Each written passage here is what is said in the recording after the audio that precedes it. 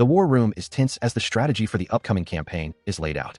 Joshua stares at the map, troubled by the realization that they are planning to fight other humans. Because of his hesitation, the young man is subjected to a fit of rage from Roy, who demands to know if he is being called a common thief for seizing the lands of other nobles. The craftsman remembers how things used to be, back when his childhood friend's prowess in battle earned him the title of Count and the leadership of the Schwartz Knights. However, that glory soon curdled into decadence. Roy began hosting lavish banquets, surrounding himself with wine and women, and flaunting his wealth to the local nobility. Returning to the present, Joshua is met with a violent outburst as the knight commander slams his hands onto the table, shouting for silence. The man dismisses his concerns as mere complaints from a production chief who should know his place. He tries one last time to reach his old friend, stating firmly that he refuses to craft tools meant to slaughter the innocent or serve an order that preys on the weak. The young craftsman pleads with him to remember their true purpose, insisting that their focus should remain on the Demon King's forces rather than their own kind. In response, a cruel sneer twists the commander's face as he spits out his former friend's name. He declares that Joshua is no longer needed, mocking his inability to produce the weapons required to win the war and labeling him a worthless drain on their resources. With a final, cold command, he orders the craftsman to vanish from his sight, making it clear that there is no room in his ranks for those who will not offer absolute obedience. He remembers a time when things were simpler, when his friend would beam with pride and declare that his swords were the finest in all the land. The heavy thud of the door closing behind him brings him back to the cold reality of the present. With a heavy heart, he acknowledges the finality of the situation, whispering his former friend's name one last time as he walks away from the life he once knew. Now a wanderer, he treks across the vast Medius continent with only his small, gelatinous companion for company. His destination is the southern border, near the Demon King's territory, where he hopes his skills will find a new purpose far from the politics of the knightly order. As he walks, he contemplates the unique nature of his production magic, a power that allows him to craft almost anything as long as he possesses the necessary materials within his personal subspace. It is a versatile tool, and one he knows he must master if he is to survive on his own. He looks down at the small slime bouncing alongside him, noting that since most of his belongings are safely tucked away in his magical storage, his only physical burdens are his backpack and this loyal friend. His quiet journey is suddenly interrupted when he discovers a young woman standing alone, her light-colored dress stained with blood. Panic seizes him as he rushes toward her, desperately asking if she is injured. Before she can answer, a group of armed men emerges from the shadows, their eyes gleaming with greed as they realize she is a demi-human. They callously discuss her market value, ignoring her distress as they prepare to seize their prize. The young craftsman immediately steps between the frightened woman and the predators, his voice ringing out with authority as he reminds them that slave hunting is a forbidden crime. The men, however, are undeterred, drawing their blades and threatening to silence anyone who dares to interfere with their illicit trade. He focuses his intent, activating his unique ability to absorb the incoming threat and neutralize the weapons of his attackers. Having pulled the heavy axes into his personal subspace, he instantly deconstructs them. With a surge of creative energy, he begins crafting something entirely new from the raw materials, leaving the hunters empty-handed and confused. He completes the transformation, unleashing a volley of steel arrows. The projectiles streak through the air with lethal precision, overwhelming the remaining hostiles in a single, decisive strike. The young woman watches in stunned silence, barely able to process how he ended the confrontation with such ease. He turns back toward her, noting with a hint of disappointment that the skirmish lacked any real challenge, and that the cowards he intended to capture have already fled. He approaches the wounded demi-human, his voice softening as he inquires about her condition. She looks up, her voice trembling with relief as she expresses her gratitude, while he prepares to weave a spell of restoration. He lets a gentle light emanate from his hands as he casts a healing spell over her injuries. She feels a soothing warmth spread through her body, the sharp sting of her wounds beginning to fade under his care. He uses his crafting magic once more to produce clean bandages, calling out the creation of the cloth. He warns her that while her leg is stable, the wound on her abdomen is deep and could easily reopen, offering to bind it properly to prevent further injury. As he carefully applies the cloth, she watches him with a mixture of curiosity and respect, noting that the immediate danger has passed. She finally introduces herself, revealing her name is Iria, and that she belongs to the ogre tribe. He offers his own name in return, cementing the bond between them. She bows her head slightly, once again thanking the man who stepped in to save her life when all seemed lost. He notices the significant blood loss she suffered and expresses concern for her weakened state. He offers to escort her safely back to her home to prevent any further ambushes during her recovery, and she gratefully accepts his kindness. He effortlessly hoisted the injured ogre woman onto his back, prompting a look of utter bewilderment from his companion. As he settled the weight, he casually mentioned to the small slime that he would handle the heavy lifting, dismissing any concerns about the burden of carrying both the girl and their supplies. Looking back at the unconscious forms of their attackers, he noted the importance of not letting their equipment go to waste. Despite the gravity of the situation, his focus remained practical, ensuring that every resource was accounted for before they departed the scene of the skirmish. He then explained the intricacies of his production magic, detailing how he had seamlessly stored the scavenged gear into a specialized subspace. With the explanation finished and the path ahead clear, the group began their trek through the snowy woods toward the ogre's home, leaving the defeated hunters behind. Upon reaching the outskirts of a secluded mountain settlement, the woman on his back weakly identified it as her village.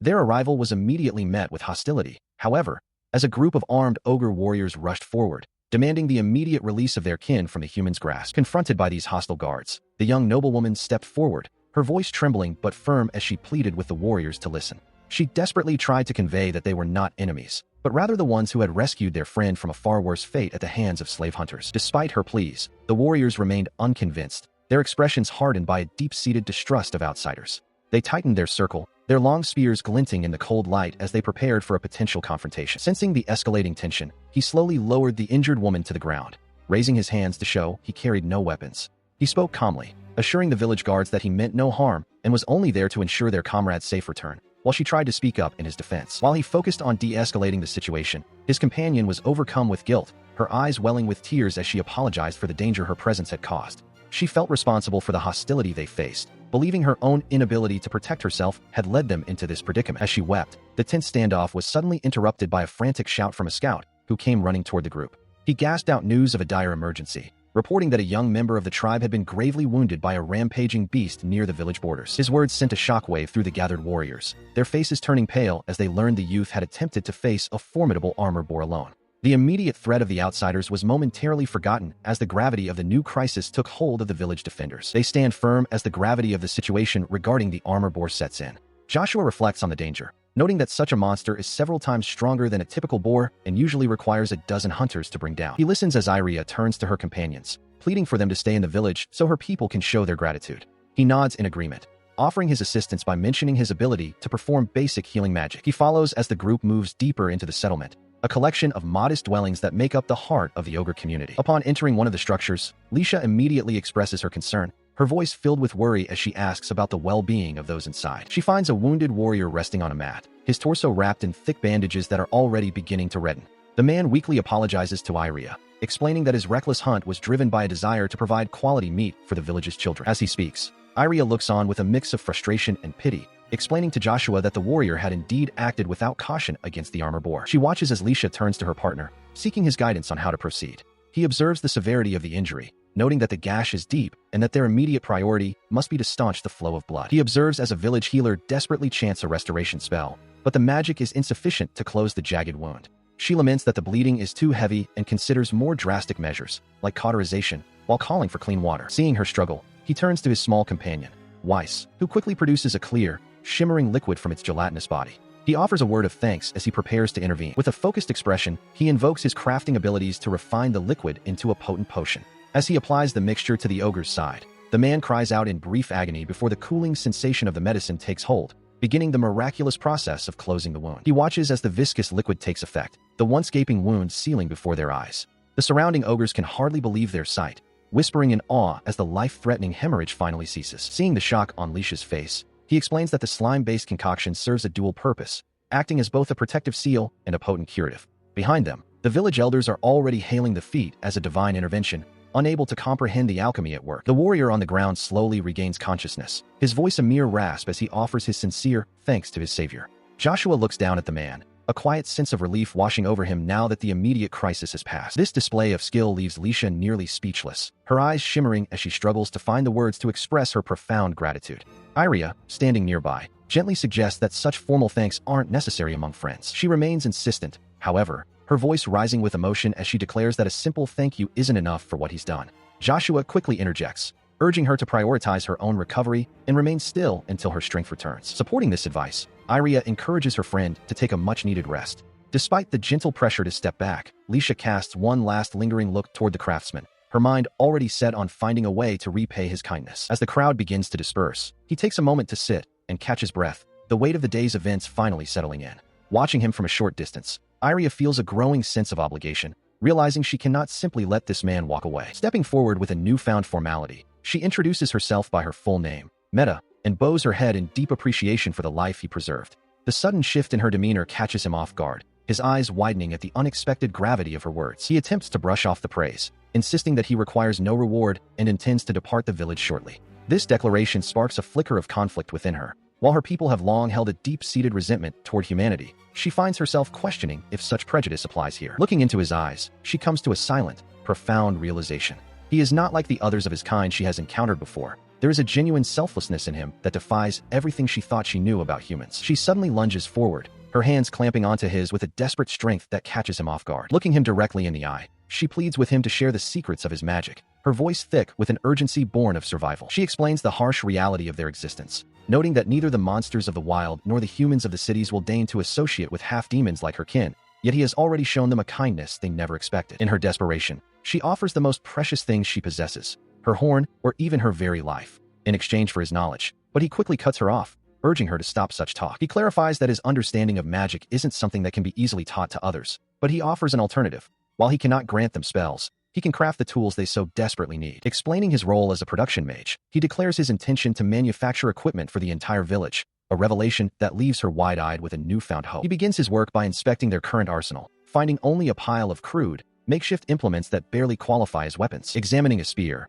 he observes that the shafts are mere branches and the heads are fashioned from sharpened stone and bone, with only the rarest traces of obsidian to provide a true edge. He turns back to her and inquires about the village's proficiency with ranged combat, specifically asking how many of her people are skilled with bows or slings. He listens as she admits that they have almost no experience with such things and rely on closing the distance with spears, leading him to decide on crafting a weapon that requires little training, a crossbow, which leaves her puzzled by the unfamiliar term. She watches in stunned silence as Joshua invokes his magic, a craft crossbow spell that manifests a complex mechanical weapon out of thin air, leaving her completely speechless. He presents the finished device to her, explaining that this is the essence of production magic, while she stares at the unfamiliar object with a mix of suspicion and curiosity, wondering what kind of divine work this could be. Examining the strange fusion of wood and metal, she wonders aloud how such a thing could even be operated, prompting him to suggest they step outside to test its capabilities. He then instructs his small companion to set up a target in the distance, preparing to show her the weapon's true potential. With a sharp, mechanical snap, the bolt flies true, striking the distant mark with incredible speed and precision,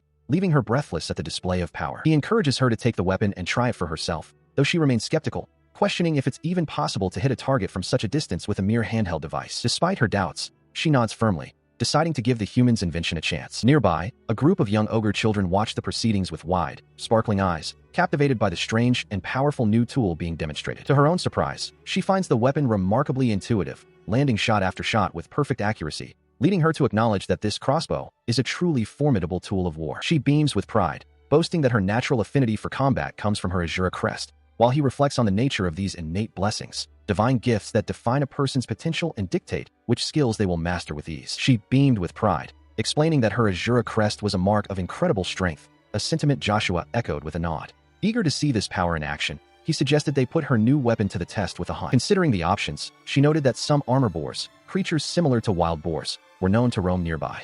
Joshua agreed, deciding that such a target would be the perfect first prey for their expedition. While she was traditionally most skilled with a club, she realized that this new ranged weapon would allow her to handle threats before they even got close. It was a tactical advantage she hadn't considered before, and the prospect clearly excited her. Seeing her enthusiasm, he resolved to craft something even better suited for the task.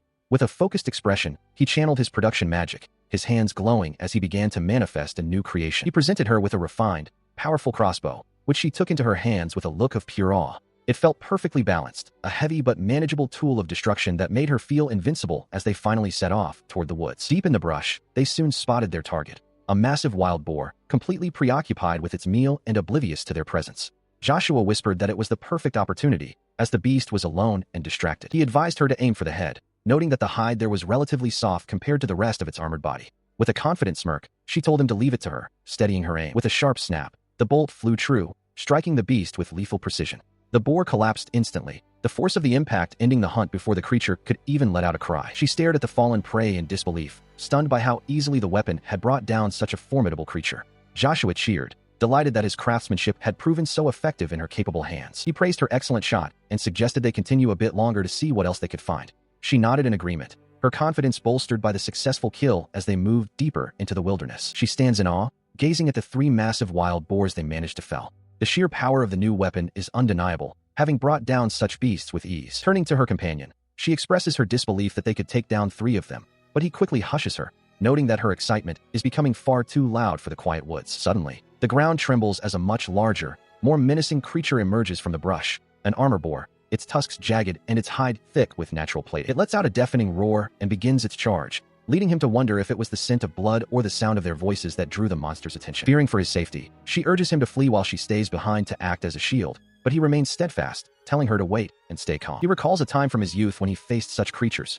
remembering how the Demon King's forces would often tame them for war. Quickly formulating a strategy, he explains that the beast's movements are simple and predictable. He will halt its advance, giving her the opening to strike its head with her heavy mace. As the massive beast thunders toward them, she cries out a warning, but he is already focused, knowing that if he could defeat one as a child, he must be able to do so again now. He reassures her with a calm word as he extends his hand, activating his magic to absorb the surrounding energy in preparation for a counterstrike. With a sharp command, he triggers his craft, causing jagged pillars of rock to erupt violently from the earth, ensnaring the charging armor boar in a deadly trap. He signals to his companion that the moment has arrived, explaining how he used sand-filled stones to blind the beast.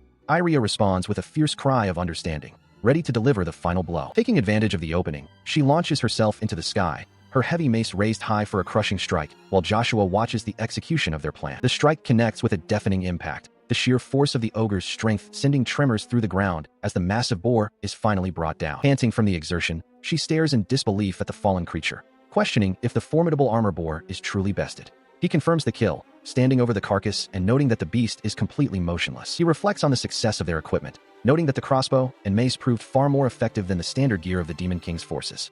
She agrees wholeheartedly, marveling at the incredible quality of the weapons he provided. This moment of triumph brings back a bitter memory of his past, where he was mocked as a useless salary thief and a craftsman who only produced inferior, crude tools that led to defeat. Seeing the genuine joy on the faces of the villagers and his friends, he realizes it has been a long time since his work was met with such sincere and overwhelming gratitude. Noticing his sudden silence and distant gaze, she asks if something is troubling him. He quickly masks his thoughts, assuring her with a small smile that everything is fine. He then proposes expanding their arsenal, suggesting they craft more crossbows and various other tools to aid the village's survival. She beams with excitement, expressing how much she appreciates his willingness to help. As they discuss the future with Lisha, the realization dawns that these new tools will allow the entire tribe to hunt effectively. He commits to the task, ready to provide the village with the means to thrive. He looks out over the lush canopy, the sunlight filtering through the leaves as a sense of quiet satisfaction washes over him. It is a truly heartening sight to see the fruits of his labor beginning to take root in this world. This tranquility is soon met with the boisterous cheers of the ogre warriors back at the village, who stand in awe of the massive pile of armor boars brought back from the hunt.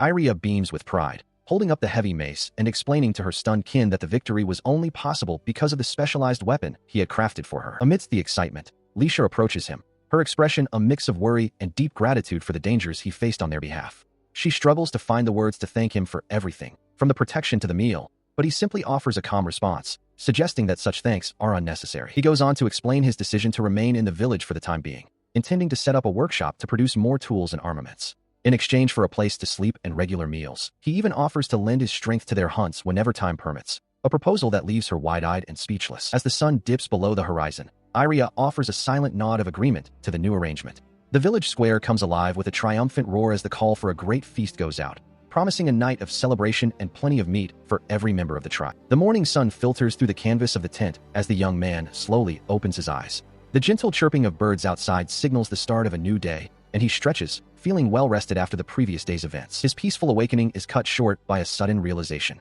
Turning his head, he finds the silver-haired girl sleeping soundly right beside him, her face inches from his own. Before he can process this, a weight on his other side draws his attention.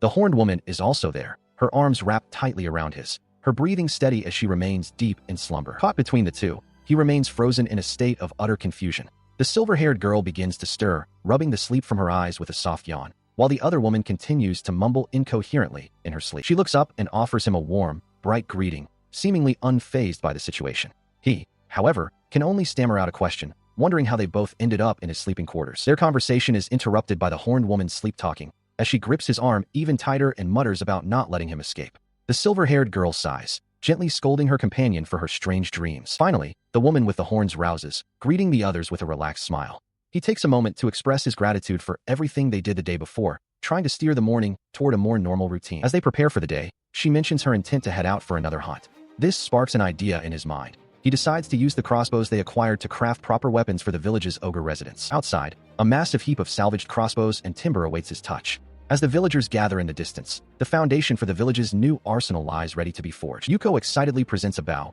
recalling her grandfather's skill with the weapon. However, as she attempts to demonstrate her own prowess, her immense ogre strength proves too much for the wood, and the bow snaps with a sharp, echoing crack. Mesh immediately berates her for wasting such a valuable tool, while Yoshua observes the wreckage. He realizes that standard bows simply aren't built for the raw power of an ogre. Meanwhile, Iria quietly steps forward, picking up another bow with a focused and steady expression. He watches in surprise, questioning if she even knows how to handle such a weapon. She admits she has only observed others in the past, yet she draws the string back with an effortless, natural grace that suggests a hidden depth of skill. With a sharp release, the arrow streaks through the air, covering a distance that leaves him speechless. Her latent talent for archery is undeniable, far exceeding the capabilities of a mere beginner. Recognizing her potential, he hands her a full quiver, encouraging her to hone her skills whenever she has a free moment. She accepts the gift with a bright, determined smile, her cheeks flushing slightly with the thrill of the discovery. Turning his focus to the next task, he approaches Mesh, explaining that they need better protection for the challenges ahead. He calls upon his magic,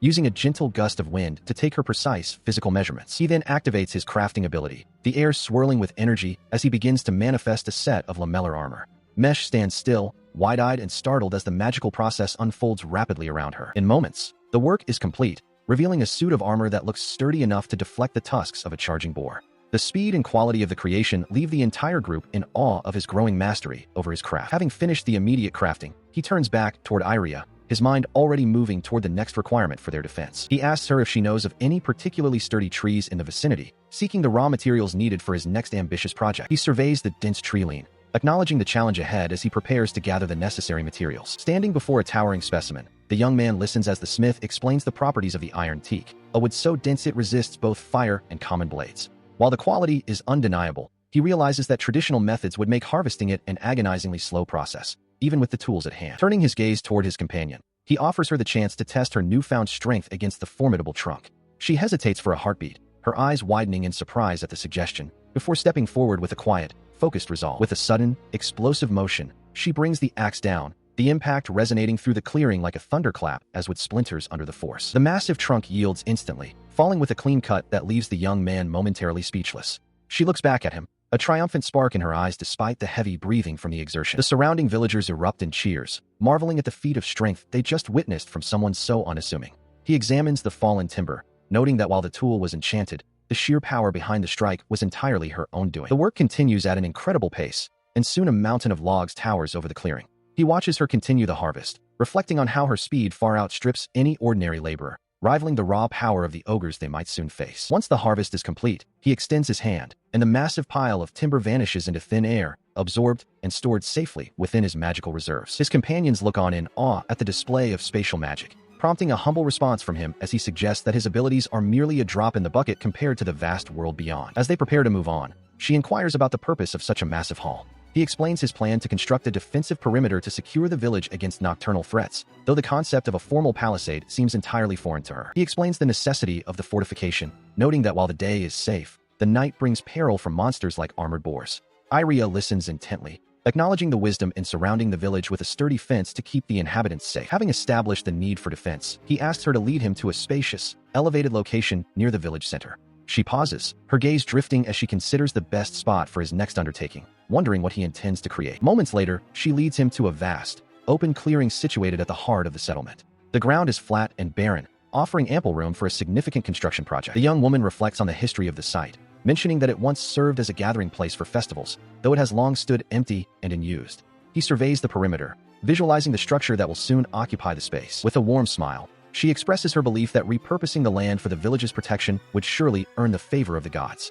Her encouragement reinforces his resolve to begin the work immediately. He offers his thanks and immediately channels his power, invoking the build command. A faint glow emanates from his hands as the magical process of creation begins, drawing upon the materials he has stored. Suddenly, a massive wooden watchtower surges upward from the earth with a series of heavy thuds. The sheer scale of the structure leaves her breathless, her eyes wide with wonder at the speed of his craftsmanship.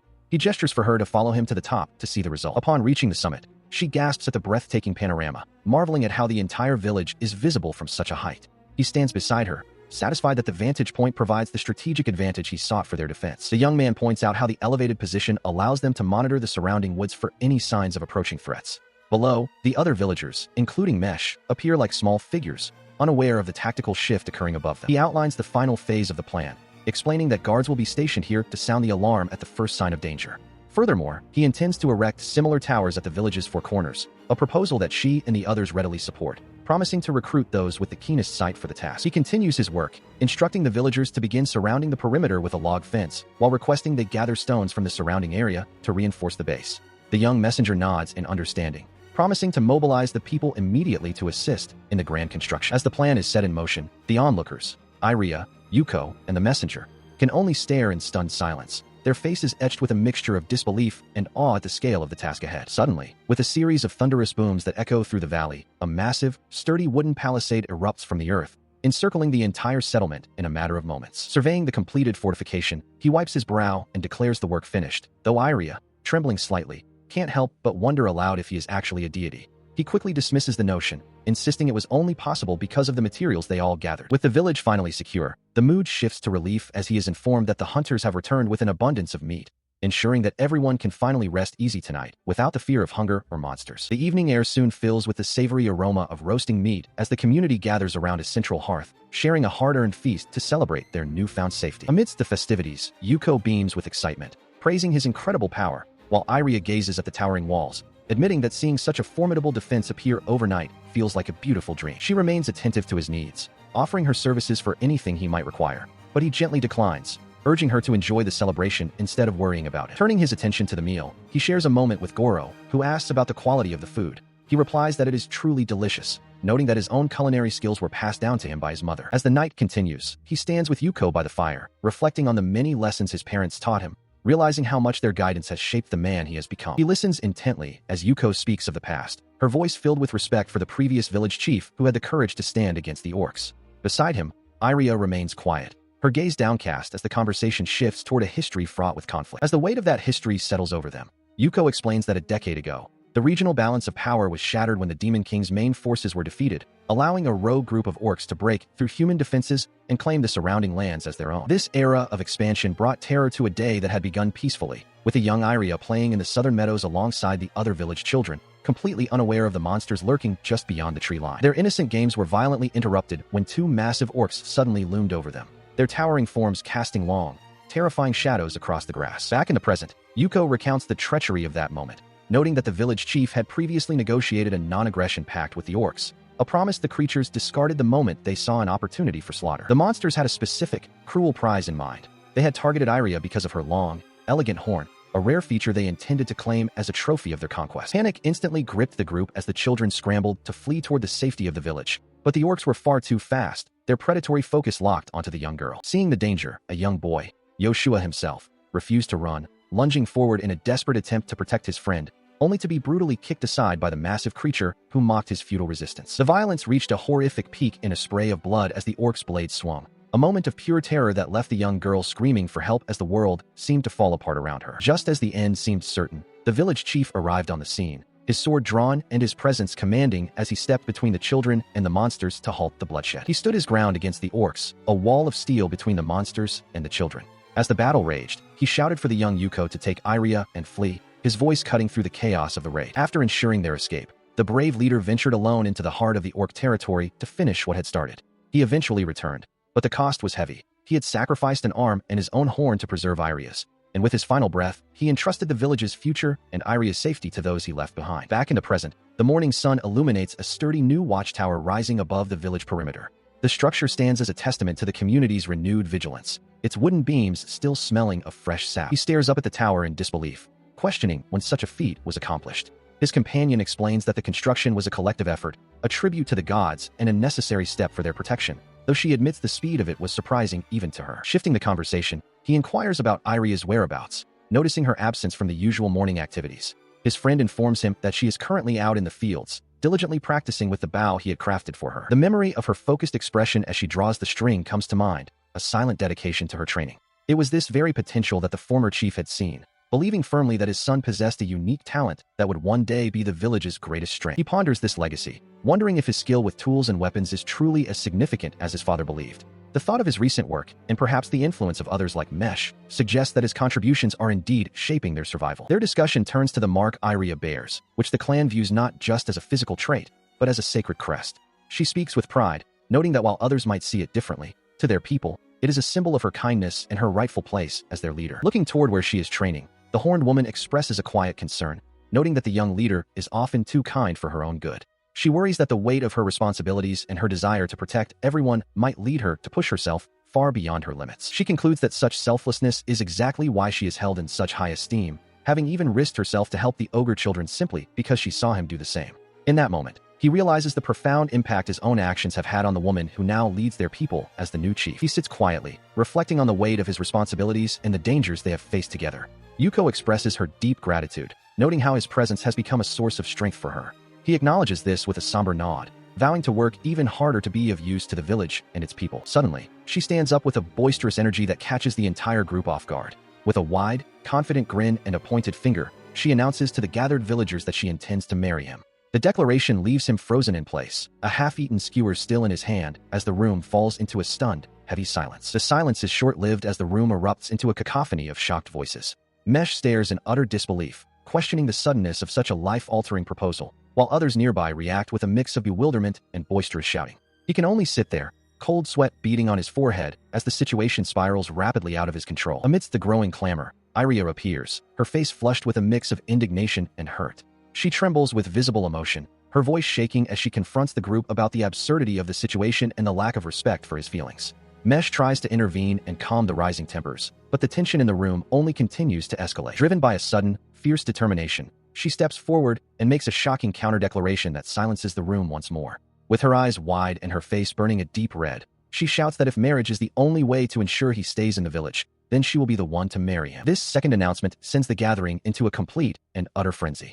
Yuko and Iria begin to bicker loudly, each claiming their right to him and arguing over who is better suited for the role, while he remains trapped between them, his head spinning from the sheer absurdity of the competing proposals. He watches them with wide, panicked eyes as the argument intensifies, realizing that there is no reasoning with either of them in their current state. Seeing an opening as they become more engrossed in their shouting match, he slowly begins to edge away from the center of the conflict, hoping to escape the room unnoticed. Having successfully executed a strategic retreat, he stands alone in the quiet night air outside the building. Looking back at the glowing windows where the chaos continues unabated, he decides that the only sensible course of action is to find his bed and hope that by morning, this will all have been a strange, feverish dream. He stirs as the morning light filters in, the soft chirping of birds signaling the start of a new day. As he fully awakens, the young man finds himself in an unexpected situation, flanked on both sides by his companions, Iria and Yuko, who are still sound asleep. Later, a voice calls out from beyond the wooden perimeter of the settlement, seeking his attention. He meets with the messenger, who explains that while basic necessities are being met, the village still faces a mountain of problems. He realizes that securing more resources is the next logical step, acknowledging that there is much work to be done. Turning to his companions, he listens as they discuss the day's agenda, with Iria and Mesh looking on attentively as they prepare for the tasks ahead. He then asks the local guide about the surrounding geography, specifically inquiring if there are any areas with reddish rocks or iron-like deposits nearby, hoping to find materials for crafting tools. The young man points toward the foothills of the mountains to the southwest, mentioning a place known as the Cheyenne Cave, though he expresses doubt about whether it is even possible to enter. Standing together in the open air, the guide warns them that the cave has become a nest for bats and hasn't been approached by anyone for over 100 years, emphasizing the potential danger. While Iria politely offers to lead the way as a guide, Yuko quickly interjects, her competitive spirit flaring as she insists on being the one to guide him to their destination, much to the surprise of the others. She stands with the others as Mesh pleads with Iria to remain safely in the village, expressing deep concern about the unknown dangers that lie ahead in the cave. In response to the elf's worries, Iria insists on joining the expedition, reminding them that Yoshua himself asked for her trust. He supports this, noting that as the village's leader, his safety is paramount for everyone's sake, so they must all be careful together. Seeing their resolve, Mesh finally relents with a grateful smile, offering a final, earnest warning for them to stay safe as they prepare to depart for the long-abandoned site. Soon, the group arrives at the mouth of the Cheyenne Cave, a dark and jagged opening in the rock that seems to exhale a cold, foreboding air. Yoshua pauses at the threshold, cautioning the others about the bats within. While individually weak, their bites carry the risk of foul diseases, making a cautious approach essential. As Mesh moves to enter, he holds her back and produces a torch, handing it to the horned woman and instructing her to light it and cast it into the depths to flesh out any hidden threats. She accepts the task with a determined nod, realizing that a sudden light should send the swarming bats fleeing into the open air. The group retreats into the nearby thicket to wait, but as they watch the entrance, the sound of splashing water echoes from the darkness, prompting him to wonder if the cave is flooded or if something else is moving within. A heavy silence falls over the woods, broken only by the rhythmic, wet sounds emanating from the cave's mouth as they remain hidden in the shadows. Suddenly, a presence emerges from the gloom, catching her off guard as a cold sweat breaks across her brow. Beside her, the young leader realizes that whatever was inside has finally shown itself. He recoils in shock as a massive, pulsating mass of dark sludge heaves itself from the cave's mouth. The creature, a variant of a dust slime, ripples with a viscous, unsettling energy, its form shifting and bubbling as it enters the light. Observing the monstrosity, he quickly assesses the situation with Yuko, noting that while the creature isn't inherently powerful, its ability to absorb everything in its path and melt through metal and stone makes it a persistent nuisance. He suggests a tactical retreat to the village to gather reinforcements from the ogres, but the suggestion is met with resistance. She steps forward with a confident smirk, dismissing the need to involve Iria or anyone else if the foe is truly weak. Despite Mesh's frantic warnings that conventional weapons will only be swallowed by the slime's acidic body, the warrior prepares to strike. With a sharp cry, she plunges her weapon into the gelatinous mass, only to find the slime reacting with violent, splashing surges. The impact creates a chaotic spray of dark fluid as the creature begins to envelop the very tool meant to destroy. As the slime lashes out in response to the attack, he screams for Mesh to let go of the specialized gear he had crafted for her. The creature's reach is sudden and aggressive, threatening to consume both the item and the girl in its acidic embrace. Seeing no other choice, he invokes his crafting abilities, manifesting a shimmering magic shield to intercept the encroaching darkness. The air hums with the sudden surge of mana as he focuses his will on the defensive barrier. He continues the desperate maneuver, using his craft skill to stabilize the area and pull his companion back from the brink. Mesh tumbles through the air, narrowly escaping the slime's reach as the magical energy flares to protect her. He catches her firmly in his arms, the two of them skidding across the rocky ground to safety. Breathless and shaken, she offers a quiet apology for the trouble, but his focus remains locked on the threat still looming before them. While the creature continues its slow, rhythmic pulsing, he watches it closely, noting how its dark surface shimmers with a predatory intent. He realizes that the slime is particularly sensitive to movement, its form undulating toward anything that stirs in its vicinity. He gently sets his companion down, his gaze hardening as he prepares for a more coordinated assault. With Iria standing ready nearby, he knows they must find a way to neutralize the variant before its corrosive mass can cause further harm. He watches in shock as Iria charges forward, her name escaping his lips in a desperate cry. The massive variant dust slime looms over her, a gelatinous mountain of impending doom, but she does not hesitate for a single heartbeat. She moves with a speed that defies belief, her blade a blur as she strikes at the heart of the creature. The slime's dark, viscous body ripples under the force of her assault, its many eyes fixed on the small but determined figure before it. With a final, decisive blow, the creature's form can no longer hold together. It shatters into 1,000 fragments, the once menacing mass reduced to harmless droplets that rain down upon the scorched earth. Standing amidst the remains of the beast, she remains calm, her breathing steady despite the intensity of the clash. Nearby, the young man can only stare in disbelief, wondering how many times she must have swung her blade in that single, fleeting moment to achieve such a feat. They are soon joined by the rest of the group, who arrive breathless and wide-eyed. Yuko and the others can hardly believe their eyes, noting that she moved far too quickly for them to even keep pace with the unfolding battle. Mesh bows her head in a humble apology, feeling responsible for the danger they faced, but the noble woman quickly dismisses the concern. She explains that there is no need for such feelings, as her only desire was to ensure everyone's safety, regardless of the risk to herself. Her words strike a chord with the demon girl, who watches with a mixture of awe and newfound determination. The warrior priestess declares that her role is to protect everyone, and it is for this purpose that she lives and grows stronger every day. This shared sense of duty brings a soft smile to their faces as they acknowledge how much they rely on one another. They realize that their mutual care for each other's well-being, while perhaps overly cautious at times, is the very thing that binds them together as a family. He watches the exchange with a quiet warmth, his heart lightened by the bond they share. Seeing them safe and united, he feels a profound sense of gratitude for the companions who stand by his side in this dangerous world. The peaceful moment is short-lived as he finds himself at the center of a spirited lecture from the elven girl. She insists that he must also value his own life and follow her instructions more closely in the future, her voice rising in a mix of genuine concern and frustration while the others look on with amused expressions. She watches as Yoshua turns his attention to Yuko, who is visibly downcast. Yoshua takes the blame for the tension, admitting he shouldn't have spoken so harshly about his own perceived lack of strength, as his words clearly weighed heavily on the Oni girl's conscience. Seeing the lingering fatigue in her companions, she insists that they all rest for the day, pointing out that Yuko took a hard fall on her back during the struggle. They agree to conclude their exploration for now, deciding to head back to the village while the other search parties continue their work elsewhere. Before they depart, he begins harvesting materials from the remains of the variant dust slime. He explains the practical value of the creature's jelly, noting its incredible shock-absorbent properties, which make it an ideal material for crafting high-quality protective gear. He then pulls a large, jagged crystal from the core of the defeated beast, holding it up for the others to see. It is a magic stone, a rare and potent source of energy that certain monsters harbor deep within their bodies. Examining the gem's faint green glow, he identifies it as having a natural affinity for wind magic. He muses on the possibilities of such a find, knowing that integrating this stone into a weapon or tool could grant it extraordinary new capabilities. With the spoils safely collected, he leads the group toward the mouth of a nearby cavern.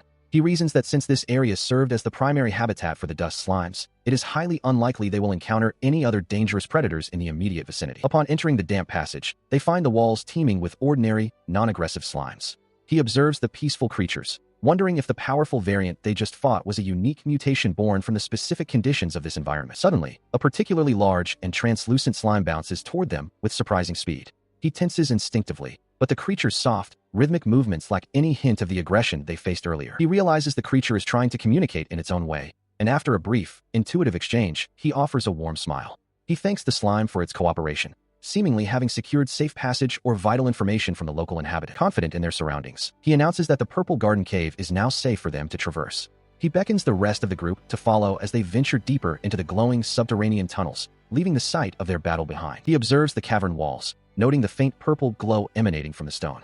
Beside him, the young woman explains that the luminous veins resemble blooming flowers, a sight that led their ancestors to name this place the Purple Garden. Moving closer to the rock face, he invokes his crafting abilities to manifest a sturdy pickaxe. His companions watch in silent anticipation as he prepares to test the quality of the shimmering deposit. After a single, precise strike, he examines a fragment of the ore, his eyes widening as he realizes this is no ordinary iron.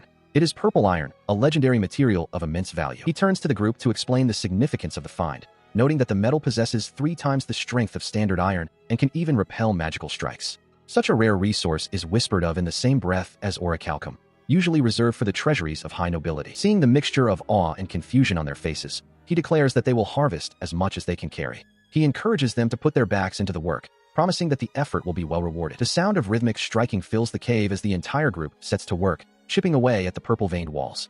Even the young horned boy joins in, eager to contribute to the gathering of the precious ore. While the mining continues, the focus shifts to the local slimes, who seem to be assisting the effort under the boy's guidance. The girls watch with a mix of curiosity and amusement as the small creatures bob along in a neat line. Moments later, the boy returns to the main camp, struggling under the weight of a massive haul of slime jelly. He announces his arrival with a triumphant shout, proud of the sheer volume he managed to collect. Surveying the growing piles of ore and jelly, the master crafter realizes they no longer need to worry about scarcity. This abundance will allow them to forge not just essential tools and mining gear, but also high-quality armor and even sturdy cooking pots. The young boy looks up at him with newfound respect, asking if his skills truly extend to the forging of weapons.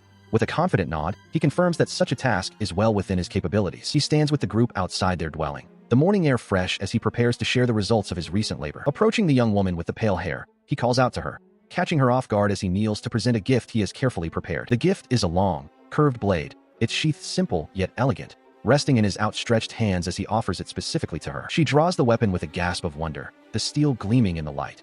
Meanwhile, he explains that while forging a large batch of equipment the previous day, he consulted the village's ancient records to recreate a weapon once wielded by the Oni ancestors, though he admits its length might make it difficult to handle at first. As they stand together, he reminds her of her wish to protect everyone after their encounter with the dust slime, explaining that this desire was the primary inspiration behind crafting this specific blade for her. Overwhelmed with gratitude, she clutches the sword to her chest, her face flushing with a warm smile as she promises to treasure and use it well. Seeing this exchange, the horned woman nearby reacts with a mix of shock and comical envy, prompting him to turn and reassure the rest of the group that he is happy to craft whatever they might need if they simply ask. She immediately demands a similar weapon for herself, to which he explains that the blade is known as a katana, a specialized tool he believes will suit her heritage perfectly. He then humbles himself before them, dismissing any need for excessive thanks by pointing out that they have already provided him with a place to sleep and meals to eat, making this the least he could do in return. His companions watch him with newfound respect as he declares his ultimate goal, to use his skills to transform this village into a truly safe and prosperous home for them all. He accepts Iria's heartfelt gratitude with a humble smile, but his mind is already turning toward the future. To truly protect this place, he realizes he must address 3 fundamental issues that threaten the village's long-term survival. The first of these challenges is the village's physical fragility. The current thatch roof houses are vulnerable to the elements, and he envisions replacing them with sturdy wooden structures. Secondly, he identifies food security as a critical concern, noting that while hunting and gathering provide for them now, establishing stable agriculture is the only way to ensure a reliable food supply for everyone. Beyond shelter and food, he recognizes that hygiene is the final piece of the puzzle. By ensuring the villagers have access to clean clothing and bedding, they can prevent the spread of disease and help the injured recover more quickly, though he notes the current difficulty of having to fetch water from the river for every wash. To solve this, he proposes the construction of a dedicated water system to make clean water more accessible for daily use. His ambitious plan includes building a proper laundry facility and, eventually, public baths to elevate the village's standard of living. Looking out at the diverse group of friends and neighbors who have come to rely on his craftsmanship, he feels a deep sense of responsibility.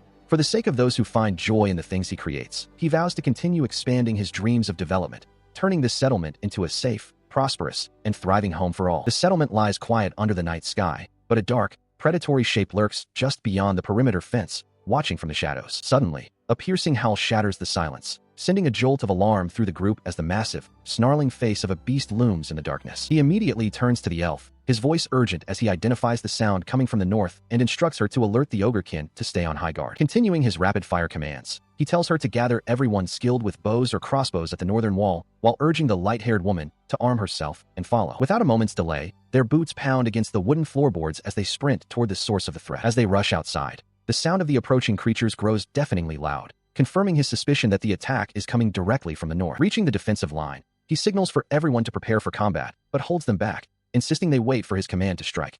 Even as the Oni woman warns that the number of approaching footsteps sounds like 100 or more. She stares into the gloom, her expression tightening with dread as she realizes just how quickly the unseen horde is closing the distance. Peering over the barricade, she gasps as the first wave finally comes into view, her cry of alarm drawing the sharp, startled gazes of her companions toward the approaching nightmare. She gasps, her eyes widening as she peers through the gaps in the wooden palisade at the unexpected sight beyond the walls. Beside her, the young leader's breath hitches as he identifies the figures emerging from the shadows.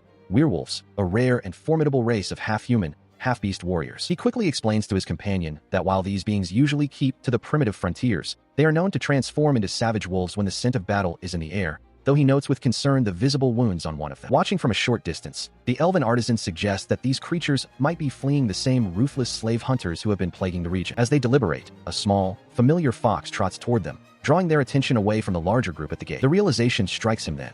These are the very same wolves that had been captured during the previous skirmish with the slavers. The tiny creature looks up at them and speaks, introducing herself as Mel and pleading for safe passage through the settlement, swearing that her kin mean no harm. He grants them entry but demands to know the nature of their plight, to which the fox girl reiterates that they have no desire for conflict with the villagers. She explains with a heavy heart that they were ambushed by humans under the light of day, and that staying in the open any longer would be a death sentence for her pack. Suddenly, a thunderous impact rattles the heavy wooden gates, causing the small fox to jump in alarm as the threat from outside finally arrives. She and the others quickly react to the sudden chaos. Yuko takes command, urgently directing everyone to get the villagers and the newcomers inside the safety of the settlement walls.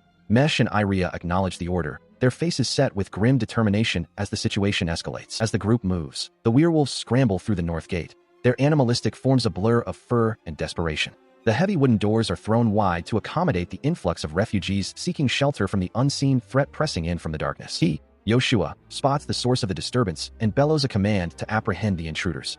A group of armed men, their faces hardened by greed, has breached the perimeter, turning the rescue mission into a battlefield. These ruthless hunters begin rounding up the fleeing werewolves, their laughter echoing as they boast about the fortune each captive will bring on the black market. They treat the terrified beings like mere livestock, confident that there is nowhere left for their prey to rot. Seeing the enemy has already established a crude fortification, he feels a surge of righteous fury. He realizes that simply letting them leave isn't an option. There are still captives held within that makeshift stronghold, and he cannot abandon them to such a cruel fate. He turns to the elven artisan, asking if she can precision target the hunters without harming the captives. She meets his gaze with a sharp nod of understanding, confirming that she can focus her magic solely on the aggressors. With the plan set, he signals the others to prepare their counterattack. He issues a final, stern warning to his companions. They must be precise, ensuring that not a single stray shot hits the innocent werewolves caught in the crossfire. The air erupts in a sudden, violent blast as the counteroffensive begins. The slave hunters are thrown into total disarray, their arrogance shattered by the unexpected ferocity of the settlement's defenders. Amidst the smoke, one of the hunters tries to plead for mercy,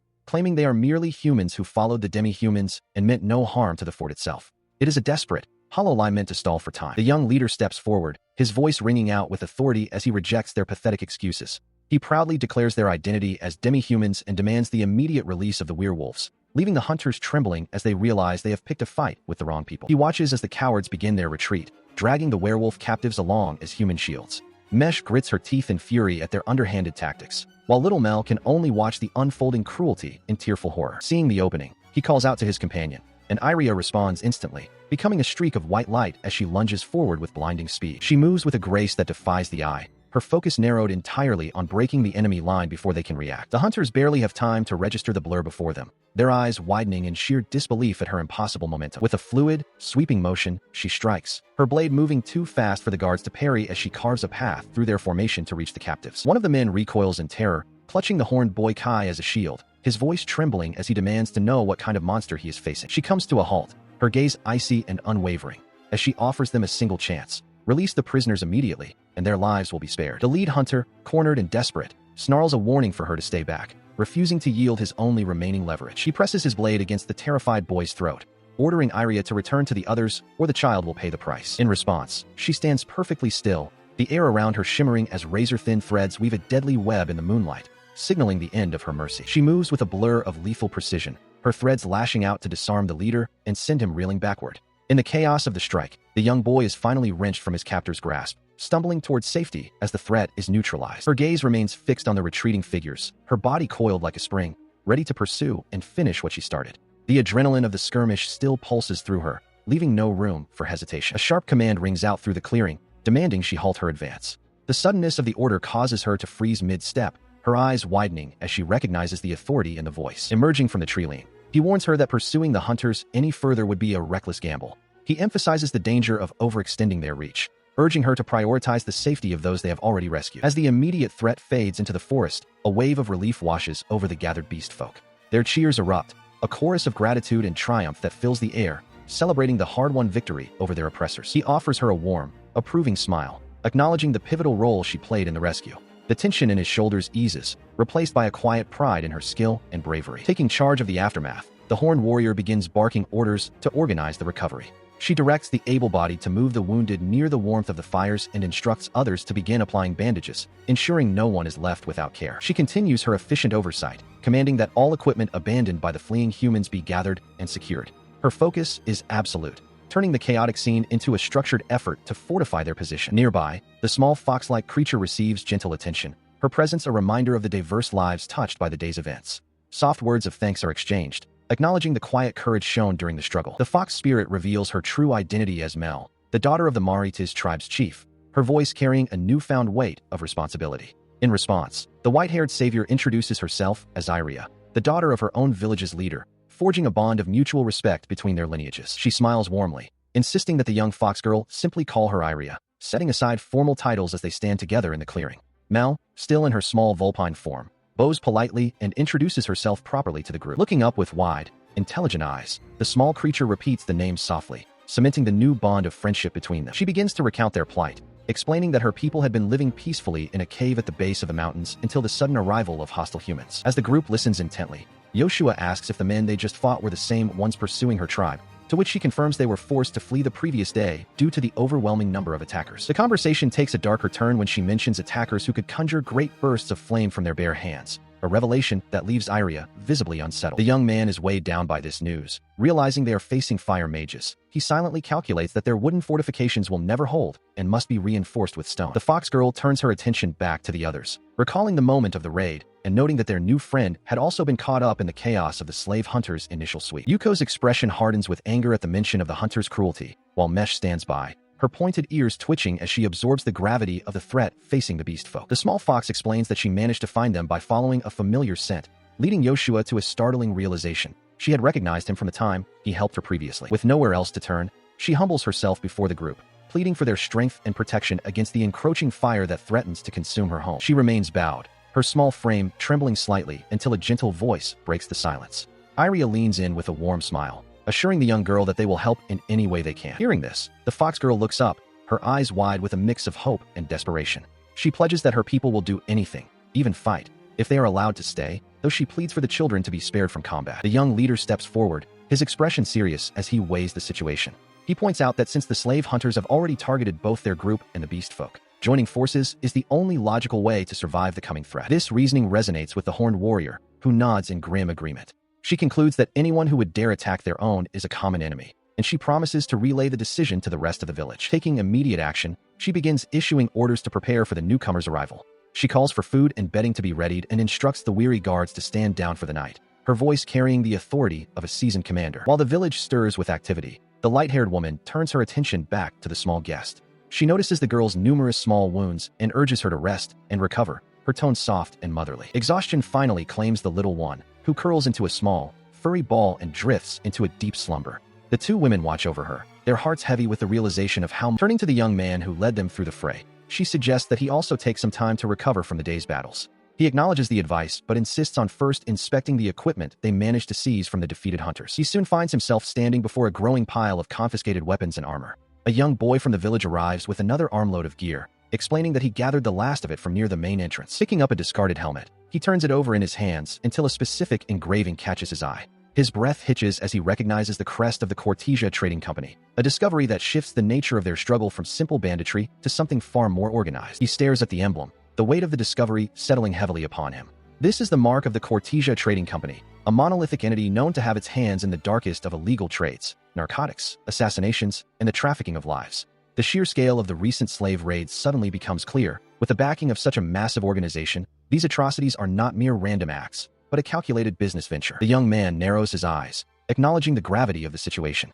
They are facing a formidable adversary, one far more dangerous than simple bandits. He reasons that any fire mage employed by such a powerful company must possess significant skill, making the threat even more acute. There is no time to waste. He knows they must fortify their defenses and prepare the village before the next strike falls. Looking toward the resting fox girl, his resolve hardens into a cold, sharp edge. He understands now that merely repelling attacks is not enough. Unless they strike at the heart of the slave trade and put an end to these hunts once and for all, the cycle of suffering will only continue to repeat itself. A new, firmer determination takes hold of him. He will not just defend, he will stop this. Yoshua stirs from his sleep, feeling an unexpected warmth and a soft, fluffy sensation against his chest. Groggy and confused, he wonders what could possibly be resting on him in the early morning light. He looks down and is startled to find a young girl with fox ears curled up comfortably beside him. Wide-eyed with shock, he asks aloud who she is, his voice trembling with surprise. She lets out a long, relaxed yawn and stretches her arms, seemingly unfazed by his reaction. With a sleepy but friendly expression, she greets him by name, welcoming the new day. He stares at her, the realization slowly dawning on him as he recognizes the familiar tone of her voice. He asks tentatively if she is actually Mel, and she confirms it with a simple, cheerful nod. Because the transformation is so sudden, he questions how she even knew his name. She explains that Iria had been the one to tell her, revealing that the others were already aware of her dual nature. As the rest of the group begins to wake, Iria and Yuko offer their own morning greetings, the atmosphere in the room turning lively as everyone prepares for the day ahead. Later, he stands outside the settlement, his gaze fixed on the horizon with a look of deep concern. He reflects on the previous day's encounter with the slave hunters, specifically the dangerous fire magic they employ. Turning to Mel, who has returned to her small fox form, he explains that their current wooden fortifications are vulnerable. He stresses the urgent need to find fire-resistant building materials to protect their home. The fox looks up at him, her intelligent eyes searching her memory of the surrounding lands. She ponders if there are any nearby locations where the ground is bare rock, free from the trees and grass that could easily catch fire. She explains that beyond the river to the east, there is a place with many craggy rocks, much like the caves she used to inhabit. Yoshua repeats the location, processing the information and considering the potential for the fire-resistant materials they need. He notes that the river widens downstream, making a direct crossing dangerous. Seeing his hesitation, Yuko playfully offers to carry him across on her shoulders, though the suggestion seems to catch him off guard and leaves him slightly flustered. Despite the potential risks, he decides they should head across the river today to scout the area and assess the threat of any aquatic monsters lurking in the waters. Iria listens intently, ready to support his decision. The small fox spirit eagerly offers to lead the way. Iria cautions that the area is known for large boars and suggests they be careful, while Yuko insists on joining the expedition as well, ensuring they have plenty of protection. He expresses his gratitude, noting how much more reassuring it is to have both of them by his side as they venture into unfamiliar territory. The group shares a moment of solidarity before setting out. A sudden thought strikes him.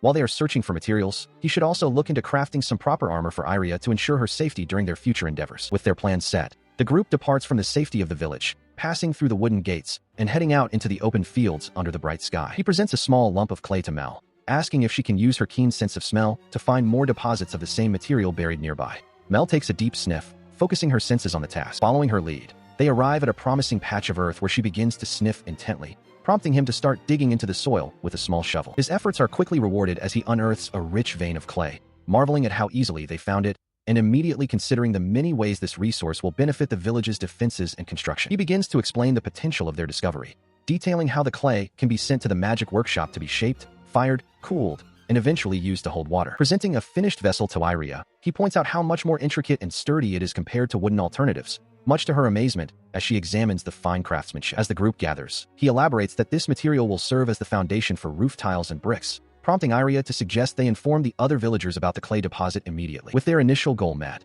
the party begins their trek toward the river, the vast landscape stretching out before them under the open sky. Upon reaching the bank, he observes the daunting width of the water and, after a moment of contemplation, declares his intention to construct a bridge to facilitate their crossing. Before the others can fully process his words, a structure of stone and wood manifests across the rushing water with a sudden surge of power, leaving Yuko and Iria wide-eyed with shock. Stepping onto the newly formed path, he leads the way across the sturdy platform, noting how much safer and drier this method is compared to struggling through the current. While they walk, he asks Mel how they managed to cross the river earlier, and the young girl explains that there is a narrower section to the north where they could leap across the rocks. The atmosphere turns peaceful as they reach the center of the bridge, with Yuko remarking on the pleasant breeze and Iria commenting on the beautiful, clear sound of the flowing water. However, the moment of tranquility is interrupted when Mel, having shifted into her fox form, catches a scent drifting from the northern mountains, a development that immediately draws his sharp attention. He reflects on the previous day's events, his mind heavy with the knowledge that Mel and the other beast folk are deeply wounded. A quiet resolve forms within him. He wishes he possessed the power to heal their injuries himself. This sense of responsibility drives him forward, knowing that for the sake of the village, they must secure a steady supply of stone. Behind him, his companions stand ready, their presence a silent support as they prepare for the task ahead. Upon reaching a rugged, mountainous pass, he pauses to survey the surroundings, noting that this area seems promising. Beside him, the small fox Mel sniffs the air, her instincts sharp as they navigate the rocky path. The landscape opens up into a vast, desolate field of gray stone and scattered boulders, a stark contrast to the lush greenery they left behind. Turning to the fox at his side, he asks if this was where she encountered the wild boars, and she confirms with a knowing look. He observes peculiar marks on the larger stones, realizing that someone had been quarrying here long ago. As they venture deeper, the group notes the eerie quiet. No large predators seem to inhabit the area, only the occasional rabbit or bird darting between the rocks. Ready to begin the work, he gathers magical energy in his hands, explaining to a curious mesh that he is combining wind and fire elements. This specialized excavation magic is designed specifically to slice through solid rock with precision. Suddenly, the air changes, and Iria's keen senses pick up a faint, rhythmic grinding sound that makes her freeze in place. Before anyone can react, the very ground seems to come alive as stones begin to roll and converge toward a single point. The group watches in stunned silence as the rocks pile atop one another, drawn by an unseen force. The massive pile of boulders shifts and locks into a humanoid shape, towering over them with ancient, mindless strength. He stares up at the colossus, the realization hitting him with chilling clarity. They have disturbed a golem. He shouts a desperate warning, his voice cracking with urgency as he tries to stop his companion from rushing headlong into danger. Iria, however, is already in motion, her blade drawn and her eyes fixed on the towering stone construct. Because of her impulsive charge, she delivers a powerful strike against the creature's rocky limb, but the impact feels wrong. She quickly realizes that this foe cannot be brought down by simple force alone. As the dust from her strike settles, the warrior watches in horror as the shattered fragments of the golem's leg begin to stir. The stones don't just lie there. They vibrate with an unnatural energy. Moments later, the scattered rocks fly back together, reassembling the limb as if time itself were reversing. She can only stare, breathless, as the creature's form becomes whole once more. Realizing the futility of her solo effort, she lowers her guard slightly and offers a hurried apology for her recklessness. Yoshua and Yuko close the distance, with the young leader observing grimly that their blades seem to have no lasting effect on the stone. While the others regroup, he narrows his eyes, searching for a weakness amidst the shifting granite. He spots it, a pulsating, dark red stone embedded deep within the golem's chest, realizing that the creature will continue to mend itself indefinitely unless that core is shattered. Suddenly, the golem heaves a massive boulder into the air, its intent clear. He roars a command for everyone to scatter as the projectile hurtles toward them. Once they are clear of the impact, he calls out to Iria with a desperate plan. He explains that he will use his magic to expose the dark red core, and once it is visible, she must be the one to deliver the final, crushing blow. In response, the two women shift into their combat stances, their expressions hardening with renewed purpose. They trust his judgment implicitly, preparing for the opening he promised to create. They acknowledge the plan with a sharp nod, their weapons held ready. With the strategy set, the group prepares to face the regenerating titan with a coordinated strike. She watches with bated breath as the young man charges the towering stone construct. He shouts back, instructing her to focus entirely on evasion and assuring her that the small fox spirit can look after itself. He ignores her frantic warnings about the danger, flashing a confident grin.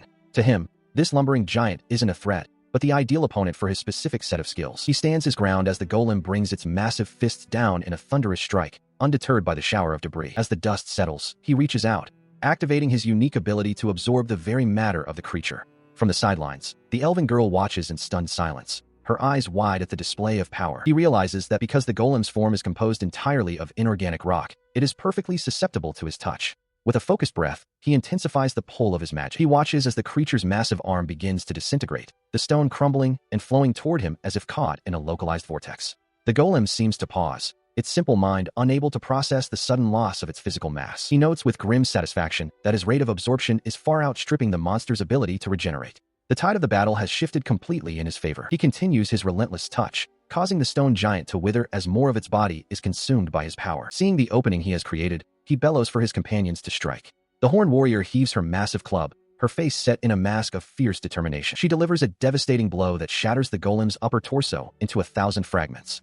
Beside her, the light-haired swordswoman prepares to finish what they started. She has done it, and as the echoes of the devastating impact fade, Iria lets out a sharp cry of pure relief and exhaustion. Because of that final, crushing blow, the golem's massive stone body finally gives way, disintegrating into a chaotic shower of boulders and dust. From the heart of the collapsing construct, a jagged, crystalline fragment slips free, tumbling through the air with a faint, residual glow. It is snatched from the air by the young man, who is immediately swarmed by his companions as they rush to ensure he emerged from the collapse unscathed. He quickly dismisses their worries with a humble smile, holding up the prize and insisting that the victory was a result of their combined strength. Turning his attention back to the object in his hand, he identifies it as a dull stone, noting that while the golem's outer shell was fragile, this core remains perfectly intact. The group gathers around to inspect the pulsing gem, realizing that its magical energy is still active, which means it can still function as a catalyst for a new creation. He then explains a startling possibility. With the materials at hand, they might be able to craft not just one, but 2 new guardians to bolster their defenses. His eyes sparkle with a craftsman's intensity as he describes how he can overwrite the previous owner's magical commands,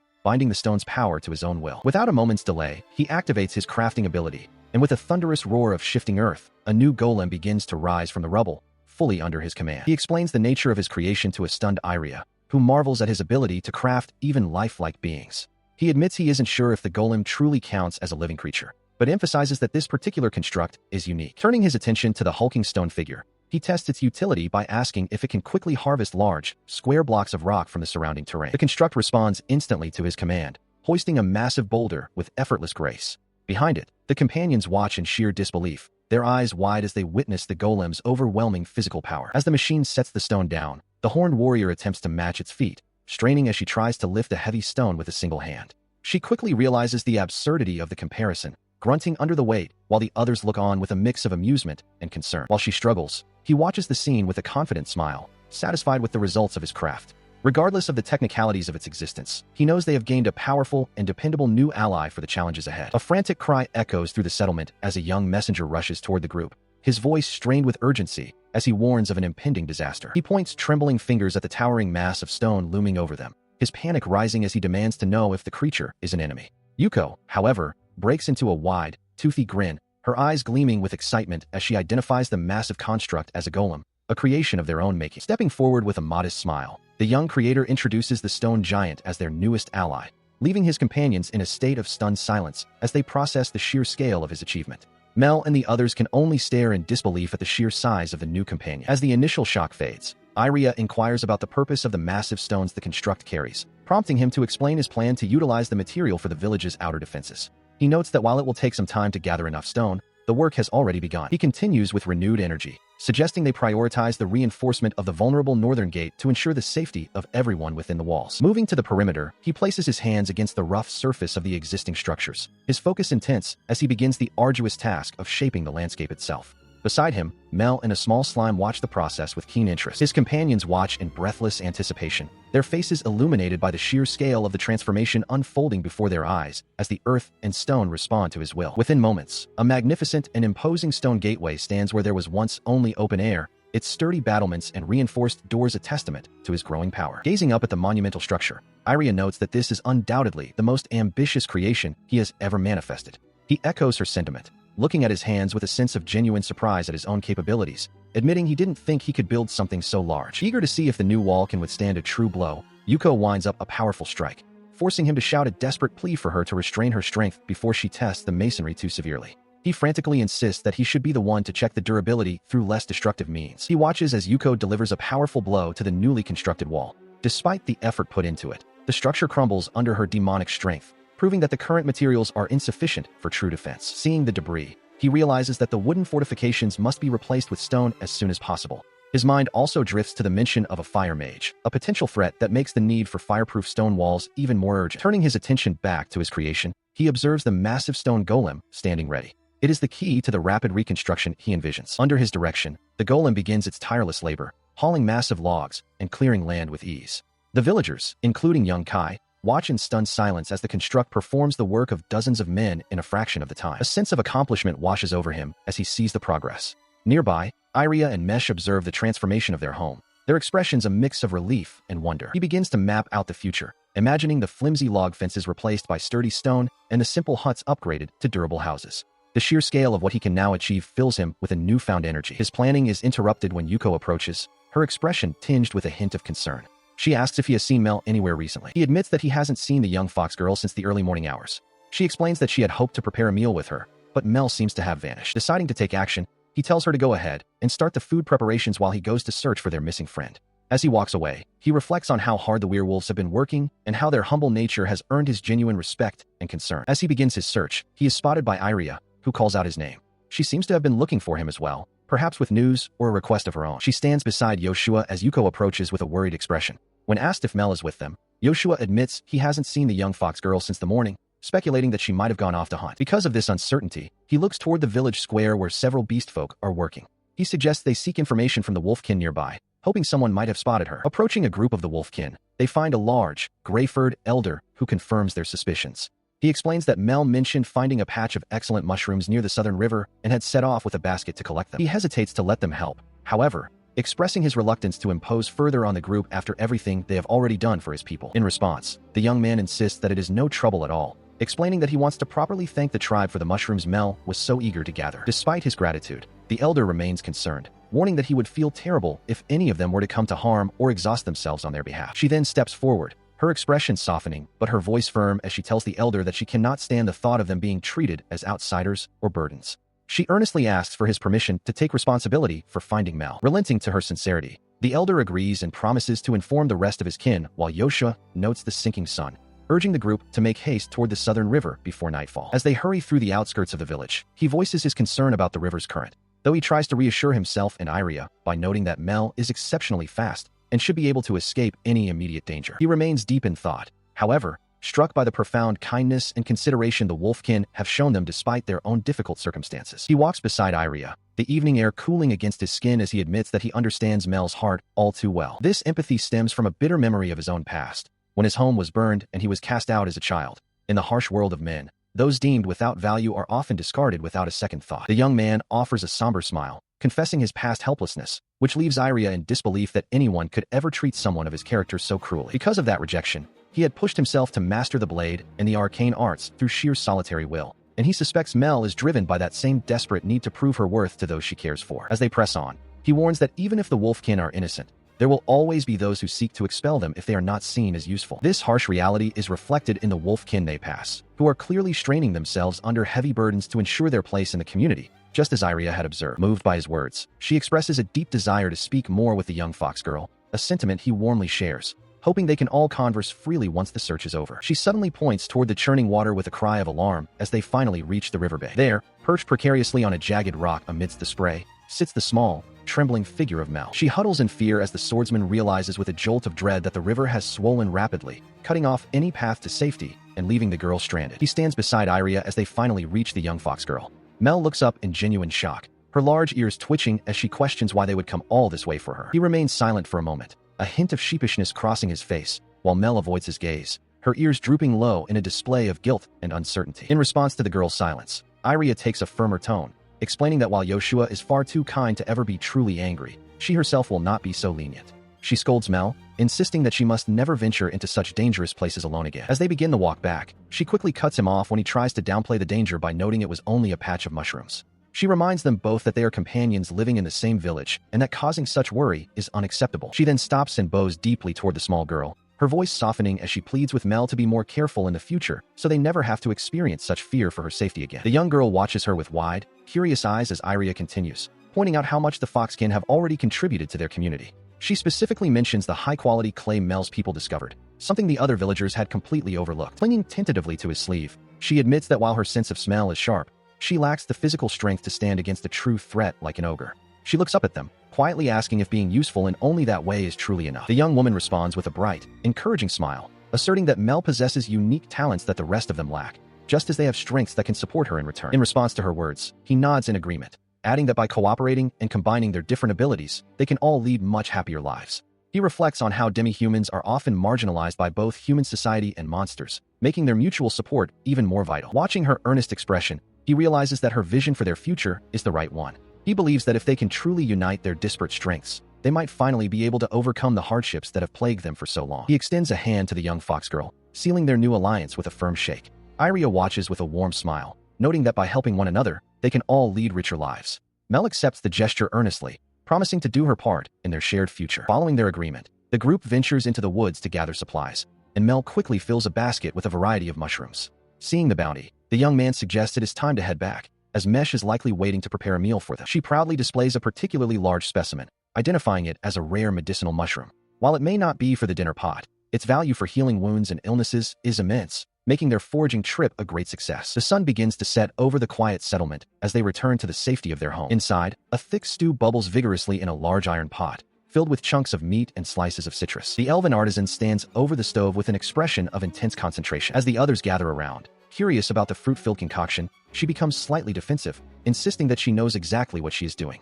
Despite their initial skepticism about mixing meat and citrus, the scent wafting from the pot is undeniably enticing. The horned woman takes the first tentative sip, her expression unreadable as she processes the complex flavors while the young man watches closely. Soon, the entire group is seated around the table, offering a collective word of thanks before diving into the delicious meal. She beams with quiet pride as Iria praises her hard work and the success of the dish. Even Mel eats with gusto, the tension of the day's earlier events fully replaced by the simple comfort of a shared meal among friends. She takes a delighted bite of the stew, her eyes widening as the flavors of the medicinal mushrooms and citrus blend perfectly.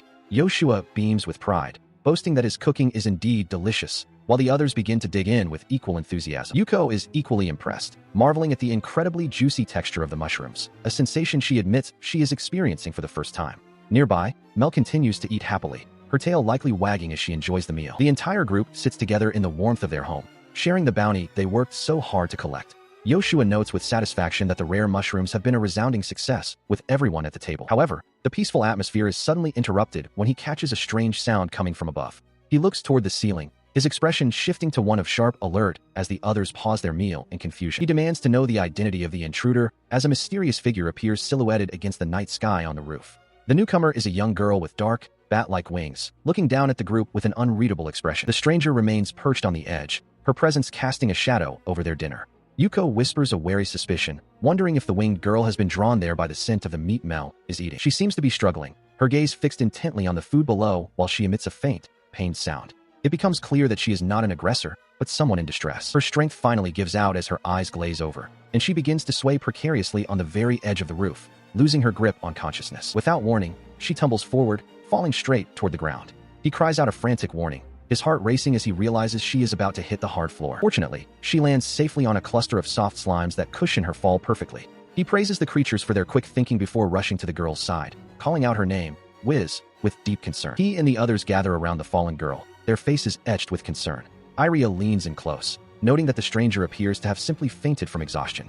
As they inspect her further, they realize the state of her dark wings is pitiful, tattered and worn as if she has traveled a great distance through harsh conditions. Looking down at the mysterious visitor, he can't help but wonder who she is and where she could have come from. Beside him, Mel watches silently, her large eyes filled with a mixture of curiosity and worry for the unconscious girl. The suddenness of the arrival has left them all searching for answers that the sleeping figure cannot yet provide. The girl remains still, her breathing shallow as she rests upon the soft surface. Her tattered wings, once likely majestic, now lie limp and broken around her. The question of her heritage and the purpose of her arrival hangs heavy in the air, leaving the group to ponder what this unexpected encounter with a new kind of demi-human will mean for their future. The group gathers around the unconscious stranger lying in the dirt, their faces etched with concern. Yoshua wonders aloud what could have happened to bring her to such a state in this remote place. She lies motionless, her traditional attire and unique headpiece with white pom-poms marking her as someone from a different culture or race. The mystery of her identity hangs heavy in the air as they observe her peaceful but exhausted face. Kneeling beside her, the young man hushes her gently as she begins to groan and stir, while Iria urgently calls for a bed to be prepared so she can rest properly. He supports her weight as Meku offers a warm drink to help her recover, but the girl's eyes flutter shut again, her body succumbing to a deep, restorative exhaustion. Observing her closely, Meku reassures the group that the stranger is merely asleep and not gravely injured, though the reason for her collapse remains a troubling question. Milk gazes at the stranger with a look of sudden recognition, her sharp eyes narrowing as she identifies the girl as a member of the elusive Tengu race. The Beast King girl explains to the curious Yoshua that Tengu are known to reside in the small mountains to the west of her home, making this encounter quite unusual. While she prepares a meal for their guest, Yoshua casts a quick healing spell to mend the girl's minor scratches before Iria announces that the guest room is finally ready. Finally, he tucks the Tengu girl into a warm bed, asking his slime companion, Wiz, to keep a watchful eye on her as she sleeps through the night. She is resting elsewhere while the rest of the group gathers for a meal. Mecca cheerfully serves the group, encouraging everyone to eat their fill since there is plenty of food to go around. As she works, the group eats, and Meku turns her admiration toward Yoshua. She remarks on how incredible he is, seemingly capable of handling any task with ease. He brushes off the praise with a humble smile, explaining that most people are limited to a single type of magic. He considers his own abilities to be nothing more than basic healing spells. While he speaks, she listens intently, and Milk chimes in to share what she knows. She recalls her mother mentioning that those who can master more than one magical attribute are truly exceptional. Her words catch him off guard, prompting him to ask if she has received any magical training herself. She nods, confirming that she was taught the ways of wind magic. In response to his question, she focuses her energy and whispers a command. A gentle but distinct swirl of air dances between her palms, manifesting her innate talent. As she demonstrates her power, the conversation shifts to her lineage, specifically the white wolf crest she bears. It is a mark known for its affinity with ice and restorative powers, though she admits she can only use it for simple play. Observing her, he begins to piece the puzzle together, realizing the significance of her abilities.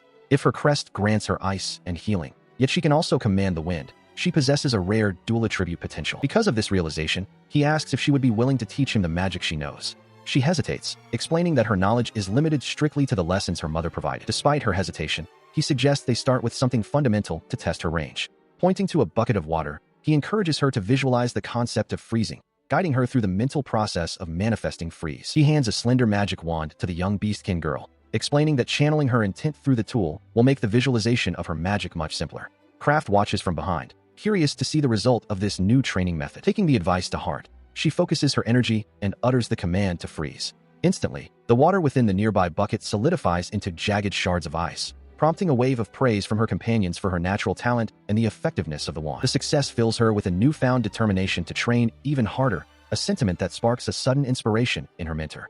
He realizes that her burgeoning abilities could be the key to developing new, essential facilities for their growing community, much to the curiosity of Iria and Meku. By the following morning, the quiet of the dawn is broken as the winged woman stirs from her sleep, unaware of the industrious plans already in motion within the settlement. Leading the way into the depths of their base, he reveals a massive subterranean chamber that had been excavated by the ogres. He describes the construction in detail, noting the stone-lined walls and the heavy iron doors designed to partition the space for specific uses. She gazes around the vast, empty hall in sheer awe, her eyes wide as she takes in the scale of the work her mentor has overseen and the potential of such a large space. Seizing the moment for a practical lesson, he asks if she would be willing to use her magic to coat the floor and walls of this entire room in a layer of ice as part of her ongoing training. The realization of his plan soon dawns on her.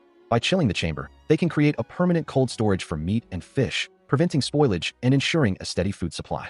She eagerly accepts the task, proud to contribute to the group's survival in such a meaningful way. He admits with a sheepish smile that while he can build the structures, the delicate art of temperature control is beyond his primary focus on production magic, making her unique dual attribute potential vital for this project. With the plan set, he departs to continue his own work on the fortifications, leaving her to begin her training under the watchful, intrigued gaze of the horned girl, who finds the entire arrangement quite mysterious. She looks up with a start, reporting that the Tengu girl from the previous day is causing quite a stir outside. Milk listens intently as the horned girl prepares to head out and investigate the commotion. Following her lead, the young man and his beastkin companion hurry through the village streets. They soon spot the source of the noise near one of the traditional buildings. As they arrive, they find the winged visitor surrounded by the village's residents.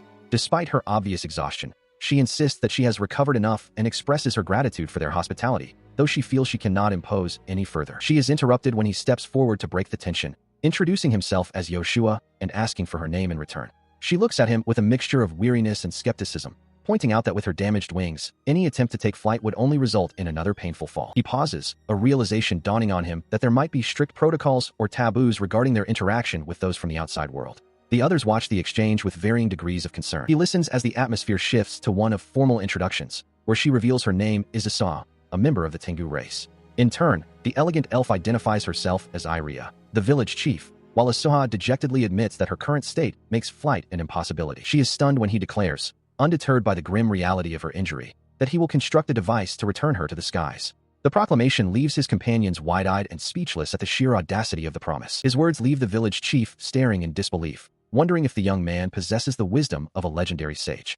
He clarifies his plan, explaining that while biological wings are incredibly complex, he can create a mechanical surrogate, much like a model bird, even if it lacks the durability of the real thing. To begin the process, he produces a slender magic wand and mentions that he will need to utilize a specific stone and seek the assistance of the powerful beastman, Kraft. He holds the tool aloft, his mind already racing with the logistics of the build. Turning back to the winged girl, He inquires about her aptitude for magic. He instructs her to visualize the movement of the air and recite a simple incantation for wind, hoping to test if her innate abilities can power his upcoming invention. She focuses her energy, whispering the incantation for wind. A sudden, sharp gust swirls around her, catching the others by surprise as the air begins to dance at her command. Seeing her success, Yoshua reaches into his bag and presents a slender staff topped with a vibrant green gemstone. He explains that while her natural magic is a start, this tool will provide the necessary amplification to truly lift her off the ground, noting its difference from the one Milk uses. He continues his explanation, revealing that the core of the staff is a magic stone harvested from a dust slime they encountered previously. Iria listens intently as he describes how the emerald-colored gem is specifically attuned to wine magic, designed to enhance the wielder's natural proficiency. Taking the staff into her hands, she examines the weight of the gift, her expression a mix of hope and trepidation. Behind her, the others watch with a blend of curiosity and confusion, wondering if this mechanical and magical hybrid will truly be enough to return her to the skies. With a deep breath, she raises the staff and repeats the incantation. The reaction is instantaneous and far more violent than before. A massive, spiraling vortex of air erupts from the gem, buffeting the group with its sheer force. The sudden updraft catches her, hoisting her body into the air with a dizzying spin. Below, Yoshua's face lights up with pure joy as he shouts that she is finally flying, his invention proving its worth in a spectacular display of aerial movement. After descending back to the earth, she looks at the staff with newfound awe, her heart racing from the experience. Yoshua beams at her, acknowledging that while the magic stone provided the power, it was her own innate skill with wind magic that allowed her to control the flight so effectively. Overwhelmed by the gesture, she tries to express her gratitude, though she feels the gift is far too valuable to simply accept. He dismisses her concerns with a warm smile, insisting that if the staff can serve as a substitute for her lost wings, then its value is beyond measure. Turning his thoughts toward the future, he asks if there is any way his group can further assist the Tengu people. He expresses a genuine desire to build a bridge between their cultures and help them overcome the challenges they face. She grows somber, mentioning the increasing reports of humans attacking demi-humans in the surrounding lands. He realizes that if they are to operate in this region, they will need reliable intelligence on the movements of both humans and monsters to ensure everyone's safety. He stands by as Iria speaks with the Tengu girl, who reacts with wide-eyed surprise to their offer of assistance. Iria explains that while they must return to consult with their kin, they are willing to help if needed. Looking out over the bustling demi-human settlement, the group extends a sincere hand of friendship, urging the villagers to rely on them should any further trouble arise. Because of the looming threat, Iria offers a stern but caring warning, telling the young Tengu to be wary of malicious humans. The girl, touched by this concern, can only offer a soft word of thanks. In response to their kindness, she bows low, her dark wings arching as she vows that her tribe will one day repay this immense debt. Yoshua and Iria watch her with warm, welcoming expressions. Meanwhile, Milk clutches the newly crafted magic staff, reflecting on how both Yoshua and Iria possess a kindness that almost seems too pure for this world. As the group begins to move on, Meku joins them, noting how well Yoshua and Iria seem to complement one another's strengths. Suddenly, Iria turns to him with a slight blush, admitting that she actually has a personal favor to ask. He looks back, curious about what the elven lady might need. She explains that a flute she had cherished since childhood has unfortunately broken, and she wonders if he might be able to craft a replacement. He immediately agrees, eager to put his skills to use for a friend. He begins to inquire about the specifics, asking what kind of material and shape would be best. She describes a simple, slender wooden instrument, her eyes lighting up at the prospect of playing again. With the promise made, she beams with joy, thanking him profusely. Meku encourages her, suggesting that once the flute is finished, they should all find a quiet place so she can practice her melodies. She prepares to play, the wooden instrument held delicately to her lips. Watching her, Yoshua anticipates a melody as soft and refined as her own nature, imagining the gentle notes that are about to fill the air. Instead of the expected harmony, a piercing, discordant shriek erupts from the flute, tearing through the silence like a physical blow. The sound is so jarring and violent that the entire group recoils in visible agony, their hands flying to their ears to block out the sonic assault. He cries out for her to stop, his face contorted in a mix of shock and genuine pain as the cacophony continues. Despite the chaos she has unleashed, she remains blissfully unaware, looking up with wide, innocent eyes while the flute remains firmly planted in her mouth. She finally lowers the instrument and offers a cheerful laugh, remarking that the old skills are coming back to her after all this time. Behind her, the rest of the party stands in a daze, their spirits seemingly crushed by the sheer intensity of the performance they just endured. While the others recover, Meku dryly observes that such a sound could be a potent tool for intimidation or even a weapon in its own right, though Milk quickly scolds her for the suggestion. Undeterred by the mixed reviews, the elven lady declares her intention to practice diligently, drawing a parallel to the effort Milk puts into her own magical studies. Later, as the group settles, he turns his gaze toward the horizon, watching a distant silhouette glide through the clouds. It is Asuha, her powerful wings carrying her far above the landscape as she scouts the path ahead. She soars with a sense of freedom and purpose, her expression bright and full of life against the backdrop of the open sky. Seeing her so confident in her element, he feels a surge of reassurance, certain that she will find her way back to them without any trouble. True to his intuition, the winged scout made her way back to the camp the very next day, reuniting with the group as they prepared for the next leg of their journey. Yoshua stands atop the newly constructed fortifications, marveling at the progress. He notes that thanks to the tireless work of the golems and slimes, the northern and western walls have been successfully converted into a proper fortress. His moment of satisfaction is interrupted by Milk, who rushes toward him with a look of pure dread.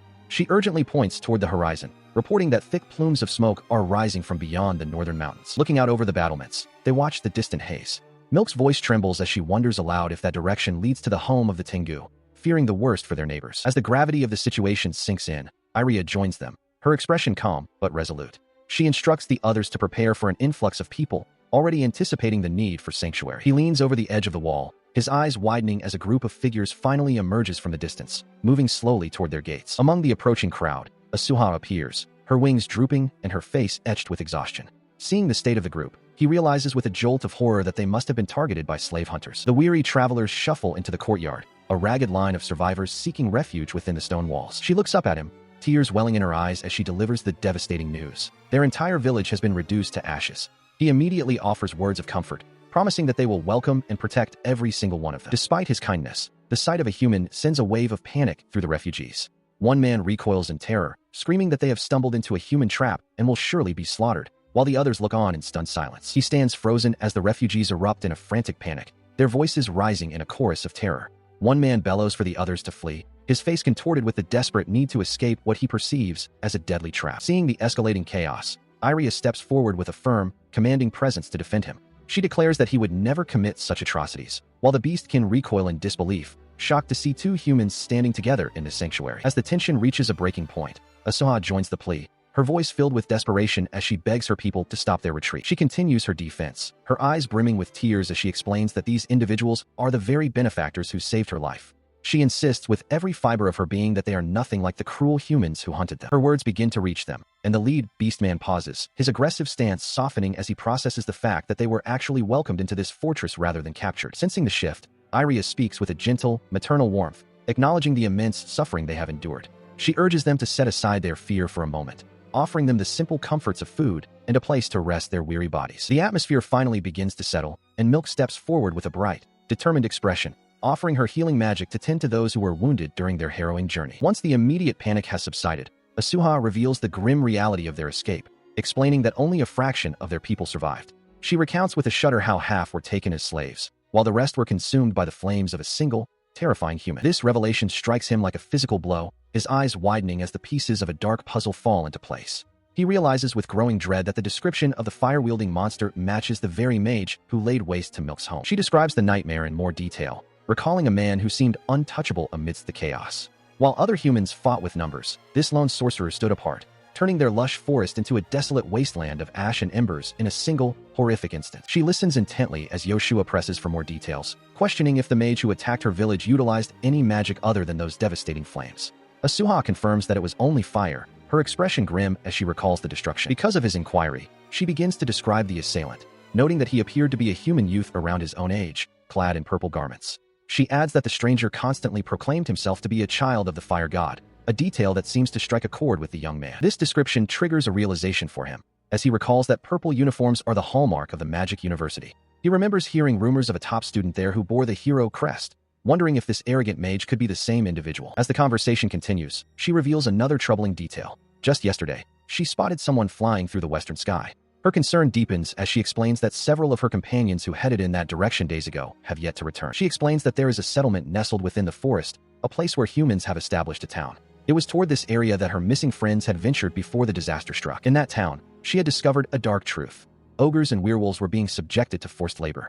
The sight of her kin being exploited had clearly left a lasting mark on her. Hearing this, the exhausted girl with the pom-pom headband adds her own testimony, explaining that she had gone to that very human settlement to seek help from Yoshua and his group.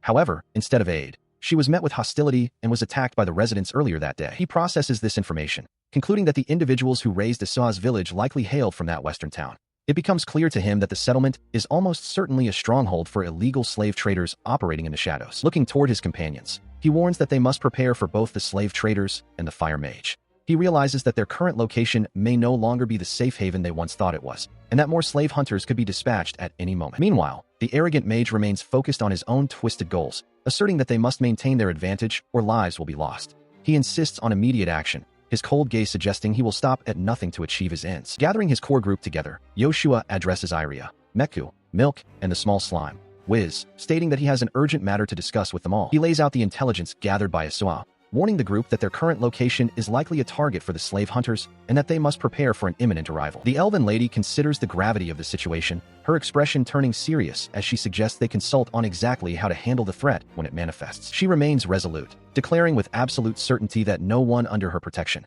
not even those of Yoshua's own kind, will be surrendered or handed over to the enemy. Seeing her unwavering determination, he offers a counterproposal to the group, suggesting a shift in their tactical approach. He argues that staying on the defensive puts them at a disadvantage and proposes they take the initiative by launching a preemptive strike, an idea that Meku eagerly supports as a chance for long-awaited retribution. While acknowledging the desire for action, Iria cautions against a reckless frontal assault on the enemy base, reminding everyone that their primary objective is the safe recovery of the captured Demi-Humans. He clarifies his strategy. They will lure the hunters out to thin their ranks and wipe them out in the field before launching a final assault on the base itself. To prepare for this gambit, he turns to Wiz and the Golem, instructing them to shift their mining efforts from purple iron to coal, requesting a large quantity as quickly as possible. As the Golem delivers a massive heap of the black rock, he explains to the curious onlookers that this highly flammable material will be the key component of a trap he is designing to ensnare their pursuers. He explains his need for the Beastkind's renowned speed, asking for their cooperation in the upcoming maneuver.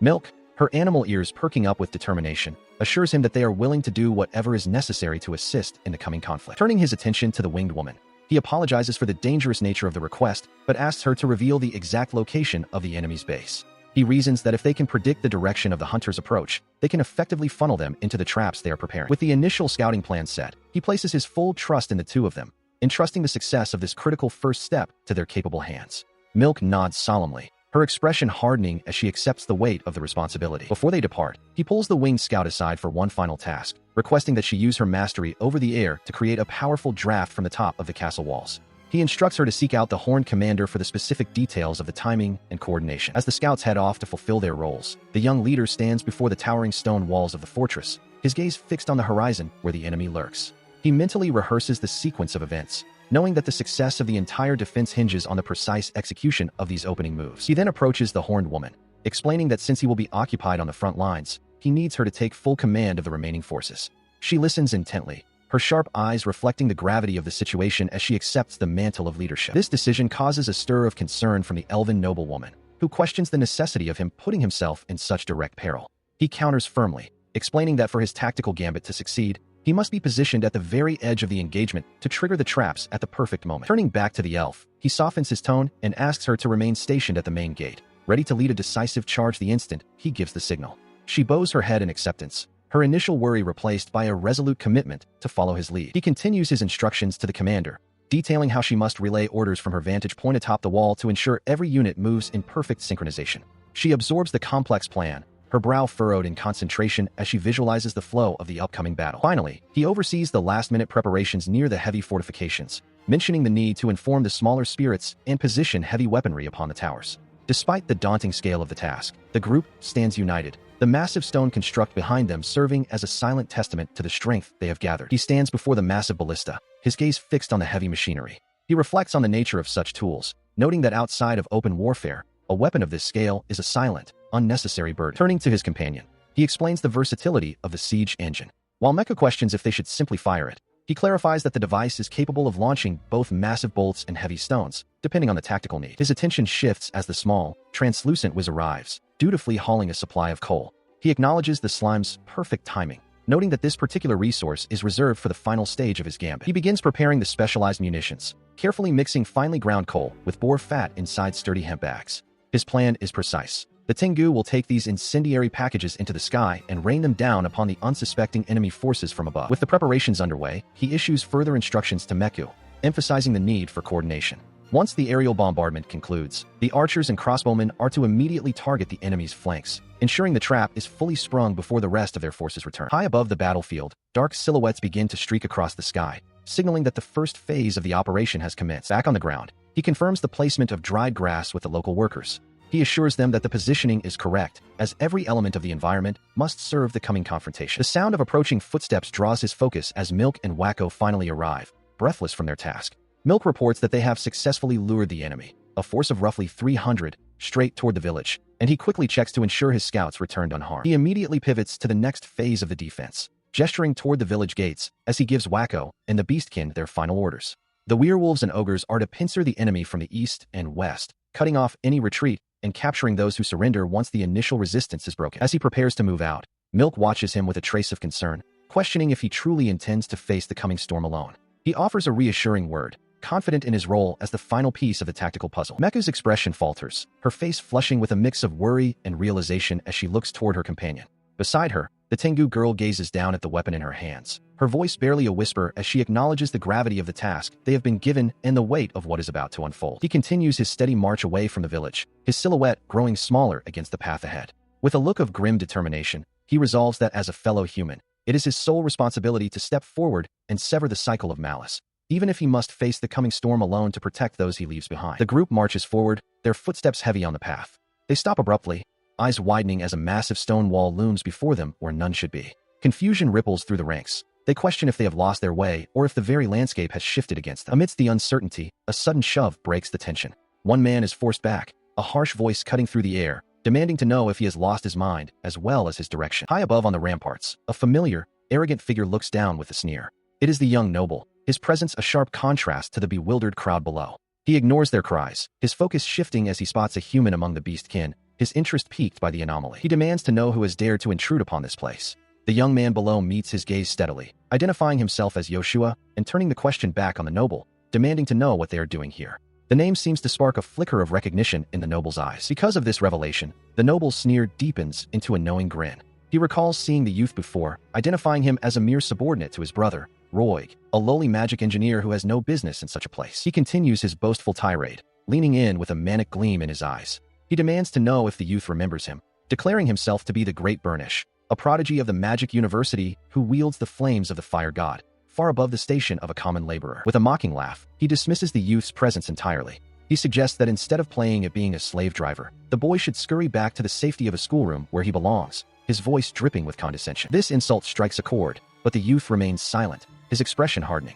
He listens as the noble continues to disparage his craft, labeling all magic engineers as the lowest of the low, unfit to even set foot within the hallowed halls of a true magic academy. As the noble turns away, his laughter echoing, he repeats the name with a final, biting edge. He seems convinced of his own superiority, leaving the youth to stand in the shadow of the wall he helped create. He throws his arms wide, a mocking laugh echoing as he looks down upon the group with pure contempt. With a sneer, he labels them as nothing more than trash, loudly boasting of his status as a top student from the prestigious Belsos Magic University. In response to this arrogance, the young engineer narrows his eyes, questioning why a supposed elite would stoop to the level of a common slave hunter. He notes the crest on the mage's robe, confirming the connection to Roig, realizing that the two are cut from the same cloth. The mage merely scoffs at the mention of laws, dismissing the temple's ban on hunting demi-humans as a rule for the naive and weak. He warns his former acquaintance not to get the wrong idea about his presence here, his expression dripping with condescension. As his companions watch in silent horror, the noble continues his tirade, clarifying that his actions aren't driven by a simple need for gold. To him, this is nothing more than a game, a source of entertainment that wealth alone cannot provide. A cold realization settles over the young man as he stares back, his gaze hardening with a newfound resolve. To him, this isn't just a disagreement. It is the absolute worst manifestation of a person's character he has ever witnessed. The mage's mind drifts to the carnage he has wrought, recalling the sight of wolves and winged demi-humans engulfed in his magical flames. He muses that the sterile halls of the university could never provide the visceral thrill of such unchecked destruction. His face contorts into a sadistic grin, his eyes wide with a dark, manic energy. He relishes the thought of the screams he will extract from his victims, admitting that the very prospect of their suffering sends a shiver of delight down his spine. Turning his attention back to the engineer, he laughs at the idea that someone so devoid of talent could ever understand his joy. He expresses a cruel gratitude that he wasn't born a failure, a sentiment that hangs heavy and poisonous in the air. Unfazed by the insults, the youth counters with a sharp truth, stating that even in death, he would never wish to become a monster like the man standing before him. The words hit their mark, momentarily stalling the mage's laughter and replacing it with a stunned silence. Recognizing the shift in the atmosphere, the engineer realizes that his path forward is clear. He must continue to provoke this arrogant foe to find a weakness. The mage's expression sours, his amusement finally replaced by a flicker of genuine, burning irritation. He maintains a cool composure, even as the mage across from him descends into a manic rage. The adversary, eyes wide and teeth bared, declares that trash must be burned away and offers a chance to die. Unfazed, the young man retorts that the only trash present is the one shouting threats. This insult pushes the aggressor over the edge. He lunges forward, hand clawed as if to seize the air, screaming for silence.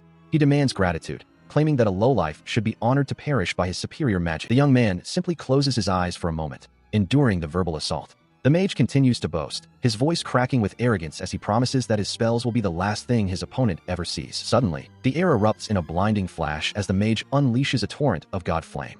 The massive, swirling vortex of fire towers over the clearing. Yuna watches the inferno with a clinical eye, recognizing the sheer scale of the high-level fire attribute magic being wielded against him. Instead of retreating, he raises his own hand, a sharp glint in his eyes. He speaks of a reckoning, invoking the power of his magic workshop. He warns his opponent that it is time to receive the consequences of his actions. The mage, still fueled by his own hubris, gathers two massive spheres of crackling energy. He prepares to rain down what he calls powdered coal, intending to turn the battlefield into a furnace. However, as the fine dust begins to settle into the flames, the reaction is instantaneous and violent. The mage's expression shifts from triumph to pure terror. He screams for it to stop, realizing too late that the substance falling into his fire has changed the nature of the combustion. A deafening roar follows as the flames intensify, fueled by the very powder the mage thought would be his victory. He is caught in the center of the conflagration, his screams lost in the crackle of the heat. Yuna notes that once coal-fueled fire takes hold, it cannot be extinguished by simple means. Engulfed in the searing light, the victim's arrogance vanishes, replaced by a desperate plea for salvation. He cries out his name and title, a noble of the Belso's Magic University, begging for anyone to save him from the inferno he created. Amidst the chaos and the blinding light of the fire, the others take the opportunity to move. Asuha leads the group away from the heat, while a nearby observer watches in stunned silence, unable to comprehend the sudden and brutal reversal of the mage's fortune. She watched as the tide of battle shifted, the command to fire ringing out across the chaotic field. Meka's voice cut through the din, shouting for her allies to strike now, while the enemy was in disarray. Panic gripped the opposing soldiers, their ranks breaking as they screamed for a retreat, desperate to escape the sudden onslaught. Because of this sudden collapse in morale, the soldiers scrambled toward the safety of the fortress gates, trampling over one another in a desperate bid to escape the encroaching disaster. Moments later, the situation grew even more dire as flames began to lick at the heels of the retreating men. The cry of fire echoed through the air, and the realization that the path to the forest was their only hope for survival sent them into a blind frenzy, abandoning all order. As the chaos unfolded, their attention shifted to the forest's edge, where snarling werewolves prowled from the shadows. The soldiers, caught between the fire and the beasts, roared in desperation, urging each other to kill the creatures and push through the Lupin blockade at any cost. Amidst this turmoil, a figure of striking elegance appeared, standing calm and resolute against the backdrop of war. Iria stood with her blade drawn, her presence commanding and ethereal, surrounded by blooming lilies that seemed to defy the surrounding destruction. She caught the eye of a bewildered soldier, who could hardly believe his eyes. He stammered in confusion, questioning if he was truly seeing a young woman in the heart of such a brutal and bloody battlefield. In response, the Horned Warrior seized the moment of distraction to press the advantage. She rallied her forces with a fierce cry, demanding the castle gates be opened and urging her companions to charge in and not be outdone by Iria's grace, her voice driving them forward. Soon, the group converged, their diverse strengths uniting into a single, formidable front. Yuna stood among them, his expression grim as he assessed the rapidly changing battlefield, the weight of leadership settling on his shoulders as they prepared for the next move. Meanwhile, the enemy's confusion turned to utter terror as they realized the strength of the forces arrayed against them. They scrambled away from the forest, shouting that it was a death trap and deciding that the riverbed offered a better chance of escape than facing the monsters and the mysterious girl. Seeing them flee, the Horned Warrior prepared to give chase, her eyes burning with the fire of pursuit. She declared that they must not let a single one escape, but Yuna reached out, urging her to wait and maintain their position before they overextended themselves in the heat of the moment. She listens intently as the young leader expresses his need for intelligence, instructing her to bring back a prisoner for questioning. With a sharp nod, she acknowledges the command, ready to execute the task without hesitation. As she dashes into the fray, he watches her go, a flicker of concern crossing his face. He mutters to himself that while he asked for a capture, her fierce nature might lead her to simply eliminate everyone in her path instead. The Horned Warrior is soon joined by the massive Beastman, who steps forward with a low growl of confidence. He tells her to leave the task to them, his presence a towering wall of muscle and fur that promises swift results. From his vantage point, the young man observes the desperate struggle unfolding within the tree-line, where the enemy soldiers are being ruthlessly hunted. He realizes with a start that the werewolves are not just holding their own, but are completely overwhelming the panicked troops. Amidst the settling dust, the winged woman approaches him, her expression softening as she offers her sincere gratitude. He turns to meet her gaze, acknowledging the shared victory and the bond forged in the heat of battle. They stand together in the quiet clearing, the sounds of battle fading into the distance as they discuss the threat posed by the man who led the assault on their village. The weight of their shared history hangs heavy in the air between them as they reflect on the path forward. He looks down at the aftermath, a grim sense of relief washing over him as he reflects on the necessity of the conflict. He concludes that defeating such a dangerous foe was the only way to ensure their continued safety and the protection of those they hold dear. The rest of the group soon gathers, their spirits high as they discuss their next move. One of the younger beastmen urgently suggests they press their advantage, urging everyone to storm the enemy's stronghold and rescue their captured kin before they can be moved. The elven noblewoman turns to him, her voice calm as she asks for his guidance on their next course of action. He remains cautious, warning that while the enemy is weakened, they must not let overconfidence lead them into a reckless blunder that could cost them everything. He deepens his focus, weighing the lives of his companions against the strategic goals of the war. He realizes that their primary objective isn't the conquest of a fortress, but the liberation of their people, and he begins to formulate a plan that prioritizes survival and rescue over total destruction. He watches with a grateful smile as Meku returns, having successfully rounded up a significant number of enemy soldiers. The prisoners sit bound and defeated on the ground while Meku beams with pride, announcing her success. In the background, he takes a moment to praise Milk and Meku for their hard work, acknowledging the vital role they played in securing these captives. With the prisoners secured, his attention shifts to a peculiar item, a simple, white mask. It is a craft mask, a tool that will be central to the next phase of their infiltration. The smooth surface of the mask glints, holding the potential for a perfect deception. As the group gathers around, including the stoic Tengu girl and the elegant Iria, he calls for their attention.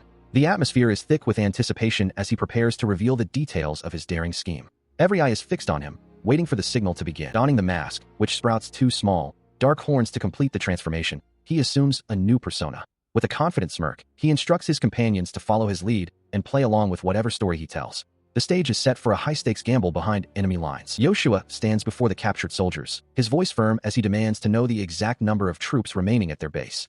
Beside him, Meku and the Tengu girl watch the prisoners closely, ensuring none attempt to escape. Beside him, the elven noblewoman Iria leans in close to a trembling captive, her expression cold and unforgiving. She makes it clear that her patience is thin and that she has no intention of wasting time with lies. The soldier cracks under her intense gaze, stammering out that there are roughly 50 men stationed at the base.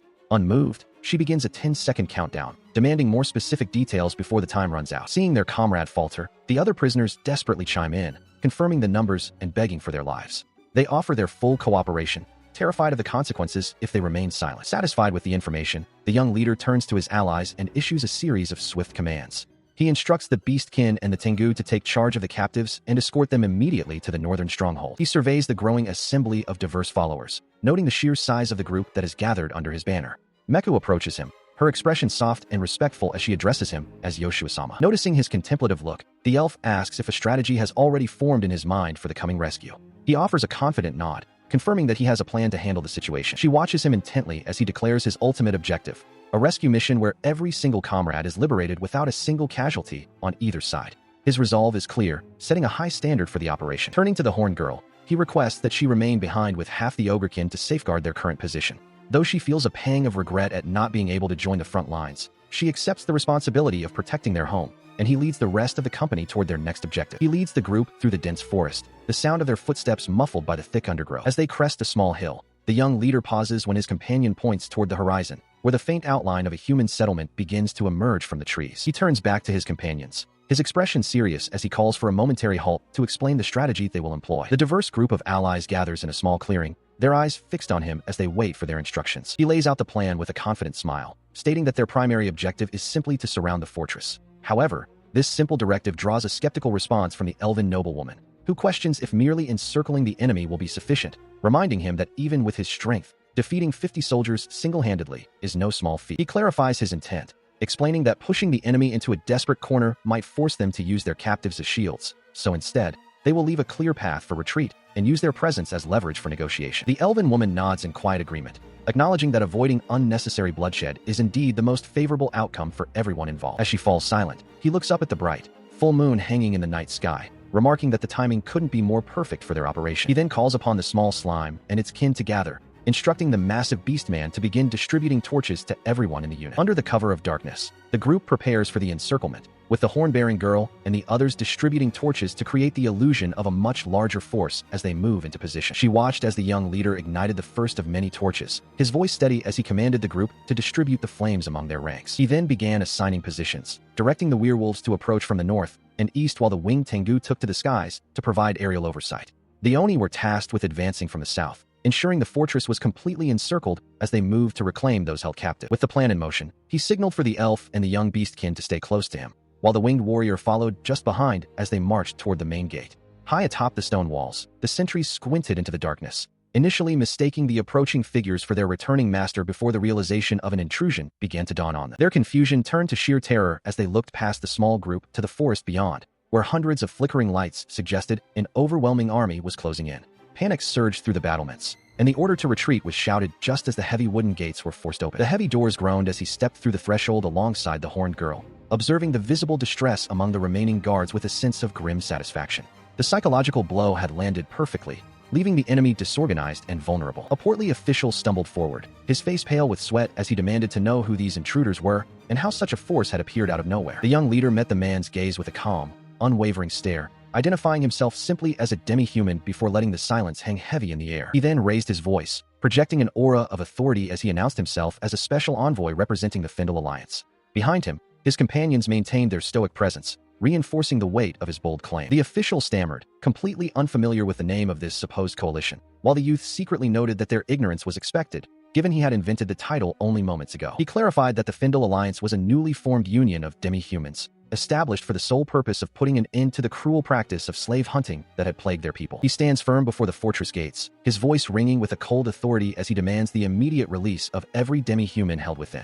The lead guard, a stout man with a thick mustache, recoils in disbelief, stammering questions about who these intruders are and how they could have possibly decimated so many of their outposts. Beyond the walls, the surrounding landscape is swallowed by a flickering sea of light, a visual testament to the overwhelming force the young man claims to command. This display is meant to mirror the burning indignation of those who have been oppressed, a psychological weight pressing down on the defenders. The stout guard's composure crumbles further as he realizes the gravity of the situation, his mind racing to comprehend how their formidable forces, including the powerful Burnish, could have been so easily overcome by this supposed sea of fire. Inside the battlements, a frantic soldier rushes to report to his superior, Kabis, confirming the unthinkable. Burnish and his entire unit were neutralized in less than 10 minutes. The news sends a ripple of terror through the remaining garrison, stripping away any lingering sense of security. Looking down from the ramparts, the guards see the reality of their predicament as the winged warrior Asuha and her companions stand poised for battle. The fortress is effectively besieged, surrounded by the very people they once considered mere subjects for subjugation. He seizes this moment of peak vulnerability to issue a final, chilling ultimatum.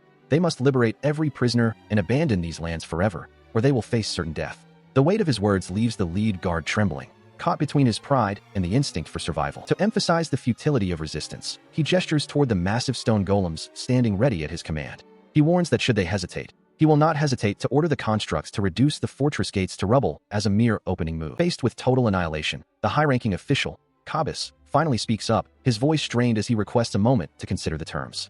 He clarifies the demands, the total withdrawal of their forces and the emancipation of all slaves, noting that the invaders surprisingly seek no gold or material tribute. His subordinate, the stout guard, grinds his teeth in frustration, yet the logic of the situation is inescapable. Fleeing with their lives and whatever valuables they can carry is far better than dying for a lost cause. He calls out to the young man, seeking a guarantee of safe passage should they comply with the demands. Watching the guard's internal struggle, he maintains his stern facade while quietly checking on his companions, ensuring they are prepared for any treachery. He whispers a final, lethal contingency to the elven Lady Iria, making it clear that if the guards attempt to double-cross, she is to eliminate them without hesitation. He stands resolute as the stout guard, drenched in sweat and trembling with fear, finally buckles under the pressure. The man shouts his surrender, agreeing to every single demand without further resistance to save himself from the looming golems. Following this capitulation, the guard bellows orders to his subordinates, commanding them to throw open the gates and release every last demi-human held within the fortress walls immediately. Seeing the gates begin to move, he turns to his companions, asking the young beastkin and the winged warrior to sweep the interior and ensure no one is left behind. The girl nods, her expression serious as she accepts the task. As the liberation begins, the elven noble and the horned woman join the effort, their presence a stark contrast to the retreating guards. He watches the progress with a faint, determined smile, the weight of the situation finally beginning to lift. Moments later, the elven woman returns to report that the task is complete and all survivors have been freed, though her voice carries a heavy note of sorrow for those who did not survive the ordeal. Nearby, the administrative officer confirms the release, his face a mask of nervous exhaustion. With their mission inside finished, the remaining guards begin their hasty departure, swearing that they will never set foot on this land again as they scramble away from the looming threat of the golems. He stands tall amidst his allies, his gaze fixed on the retreating commander as he declares that he will hold them to their word, noting that his people are not as foolish as they assume. The man flinches, his eyes wide with terror at the sheer presence of the youth who orchestrated their defeat. Once the fortress is cleared, the young leader guides his group away from the stone walls, raising his hand to signal the withdrawal of his massive constructs. The golems begin to lumber back, their purpose served. As they trek through the open fields, the small beastkin girl glances back nervously, asking if they are being pursued, but he reassures her that they are safe. Curiosity then gets the better of her as she asks about the mysterious name, Fezandel, that he invoked during the negotiations. He chuckles, admitting that the grand title of Fezandel was merely a fabrication intended to sound like a powerful alliance to intimidate their enemies. His companions look on in a mix of surprise and amusement, realizing the clever bluff that helped secure their victory. He stands before the group as Iria reflects on their newfound freedom, questioning if their bond ends now that the slave hunters have been driven away. She turns her gaze toward him, her expression softening as she insists that they should remain together, a sentiment echoed by the young beastkin and the others. She watches as he proposes a grander vision, suggesting that the Demi-Humans must consolidate their strength and expand the reach of the Fezandel alliance. He is momentarily caught off guard as she reaches out, agreeing that they should move forward hand in hand to build their future. She and the others watch as he recoils slightly, pointing out his status as a mere guest, yet their expectant stares suggest they see him as something far more significant. He listens as they counter his modesty, explaining that they lack the strategic knowledge and diplomatic finesse he has already demonstrated. They look on as he sighs, acknowledging the logic in their words. While he is human, a unified front requires a central figure to mediate between the tribes. He accepts the mantle as she triumphantly proclaims him the official leader of the Fezandel alliance, her voice ringing out with joy. She cheers while he stands tall before the gates of the liberated fortress, the weight of his new title settling upon him amidst the celebration. He is soon approached by the horned girl, who rushes forward with news of a feast to celebrate their bloodless victory. She laughs heartily, reminding him that she is his wife. He admits he hadn't fully processed the reality of their situation given the harsh circumstances they've faced, but he agrees that as a couple, they must support one another. Emboldened by his words, she turns to the gathered crowd and makes a startling proclamation. She announces to everyone that since they have returned, she must clearly state her position as his wife, much to his visible shock. This bold claim doesn't sit well with the others, especially Iria, who watches with a mix of disbelief and growing irritation. She mutters about how unfair it is for someone to just jump ahead like that, while the atmosphere among the women becomes noticeably competitive. Seeing the opening, the young beastkin girl suddenly lunges forward, her face flushed a deep crimson as she makes her own desperate plea.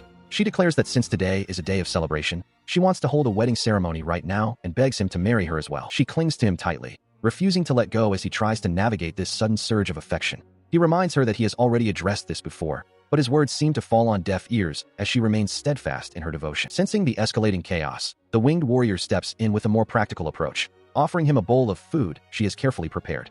She suggests that everyone should eat first, hoping to diffuse the romantic tension with a moment of shared nourishment. However, the peace is short-lived as the elven noble confronts her, accusing her of trying to play the role of the sensible one just to get closer to him.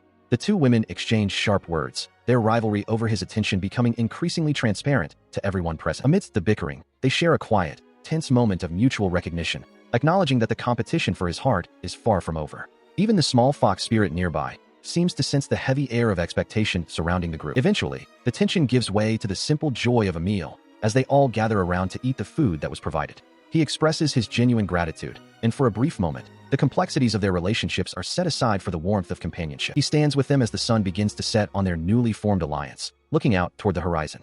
He reflects on the fragile bond between the Oni and humans, hoping that their intentions are not misunderstood as they strive to hold the light of justice in their hands. The liberated beastkin and villagers gather, their faces bright with a newfound sense of community and relief as they celebrate their freedom. Amidst the bustle, the horned woman searches for their leader, only to be informed by the elven lady that he has already departed for the southern outskirts of the settlement after finishing his meal. The diverse group of survivors, from young beastmen to the stoic Tengu girl, stand together, a testament to the growing strength and unity of their fledgling society. Standing before a long row of newly constructed dwellings, the young lord reflects on the progress made, noting that while 200 homes are a significant start, the expansion must continue further south to accommodate everyone comfortably. He is soon joined by the elven noblewoman, who offers her sincere gratitude for his tireless efforts, while in the distance, the other villagers continue the heavy labor of clearing timber and preparing the land. She dismisses his modesty with a warm smile, explaining that the people were inspired by his own dedication and refused to be outdone in their shared task of rebuilding. Inspired by her words, he looks upon the peaceful scene,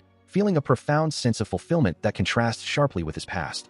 Yet, he reminds himself that while liberation is a cause for joy, they cannot afford to let their guard down just yet. Turning back to his companion, he expresses his desire to establish proper fields for wheat and turnips, recognizing that relying solely on hunting and gathering will eventually reach its limit for a growing population. She brightens at the suggestion, revealing that many of those recently freed have been forced to cultivate those very crops in the north, meaning they already possessed the necessary expertise to begin their agricultural journey immediately. He pondered the immense task ahead, realizing that while seeds and livestock were essential for the settlement's survival, acquiring them all single-handedly would be a daunting challenge. Turning his thoughts toward the future, he questioned Iria about the presence of sheep in the region, suggesting a journey to the southern cities now that the threat of slave hunters had diminished. As they walked together, he envisioned the soft, wool-covered creatures that could provide warmth and resources, while she recalled seeing such animals only a handful of times in her past. Despite her memories, she admitted that such livestock were nowhere to be found in the immediate vicinity, prompting him to warn of the dangerous boars that roamed nearby and to ask that the others be alerted. With a determined smile, he announced that he still had one final task to complete before the day was through, though she immediately offered her assistance to lighten his burden. Concerned for his well-being, she urged him to find time for rest, only for him to point out her own lack of sleep. Eventually, they both acknowledged the exhaustion of the past days and agreed to a brief respite. 2 days passed, and the transformation of the settlement was undeniable as the southern and eastern fortifications were completed, providing secure housing for everyone and drawing a gasp of wonder from her at the sight of their growing city. The progress did not stop there, as he shifted his focus to the vital need for water, outlining a bold plan to excavate a stone-lined canal from the distant river directly into the heart of the village. While she stood stunned by the sheer scale of the ambition, he explained that the beastmen were already hard at work digging the path, with the expectation that the waterway would be functional by the following day. Their conversation was joined by Meku, who marveled at his seemingly limitless ability to create and provide, leaving him humbled by the high expectations placed upon his shoulders. He listens intently as the elven noble approaches him with a specific request. She suggests that if they are already diverting water for the canal, perhaps they could also accommodate her desire for a hot spring. The mere mention of a hot spring causes his eyes to widen with excitement. She explains that further south, near the base of the mountains, there is a natural source where warm water bubbles up from the earth. When she asks if he was aware of its existence, he nods enthusiastically, recalling his own visits to the site. He confirms that the waters are incredibly rejuvenating, washing away the day's exhaustion with ease. She beams, imagining how beneficial such a luxury would be for the village's hygiene and morale. He agrees wholeheartedly, noting that while the river serves for a quick wash, nothing compares to the comfort of a heated bath. He begins to calculate the logistics, realizing that heating water from the main canal would be a waste of energy. Instead, he proposes piping the water directly from the source and asks for the exact location near the mine. She eagerly offers to lead the way. With the plan set, he decides they should depart immediately to scout the area. Her face lights up with a joyful smile at the prospect of the new project. However, her expression shifts to one of mild annoyance as she senses they are no longer alone. Suddenly, the winged guardian and the horned girl materialize behind them, demanding to know where they think they are going. They had been watching from the shadows, suspicious of the duo's private conversation. The horned girl brandishes a bundle of towels, accusing them of trying to sneak off for a soak without the rest of the group. She makes it clear that she has no intention of being left behind when there is a hot spring involved. He realizes with a sigh that their secret expedition was overheard from the start.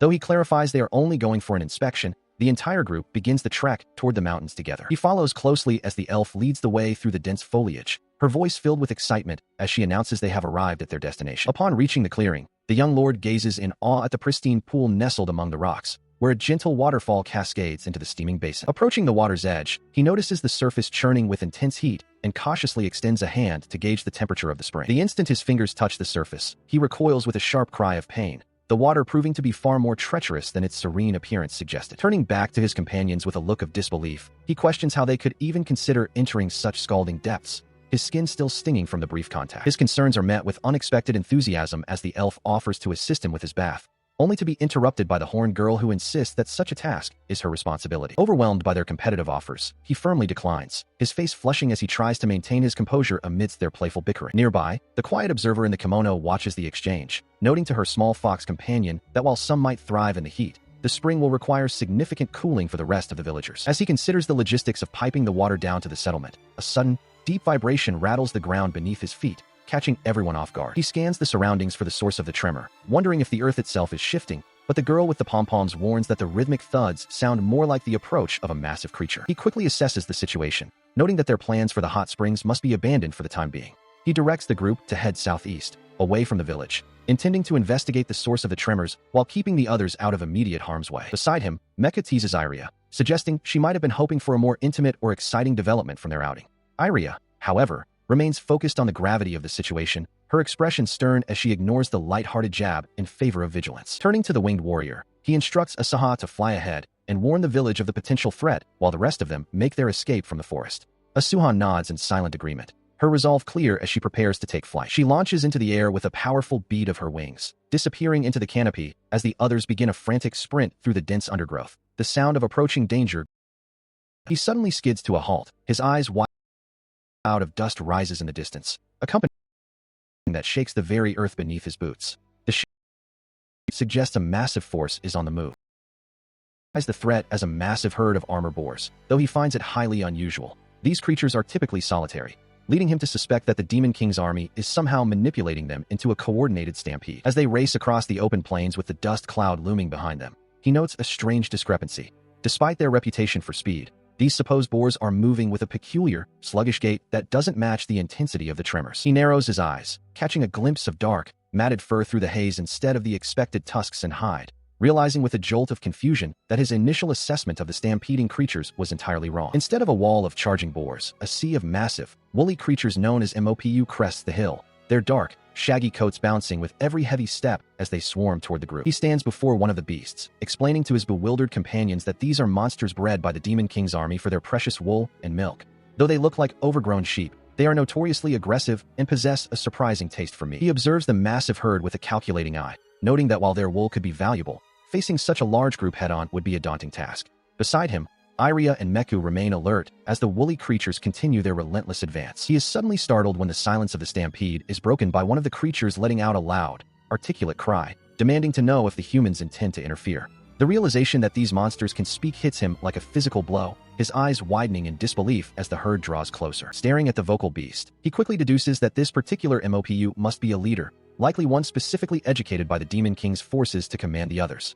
The creature glares back with glowing eyes, its growl vibrating with a newfound, intelligent malice. He watches as the rest of the herd begins to bleat in a cacophony of complaints, their voices overlapping as they grumble about the humans blocking their path to the lush grass they were promised. The sheer absurdity of the situation does little to lessen the danger as the group finds themselves caught in the middle of a hungry, irritable mob. Seeing the massive wave of black wolves surging forward, he braces himself for the inevitable clash as the lead MOPU commands its followers to eliminate the human pests. The ground trembles under the weight of the charging monsters, leaving the group with only seconds to react before they are overrun.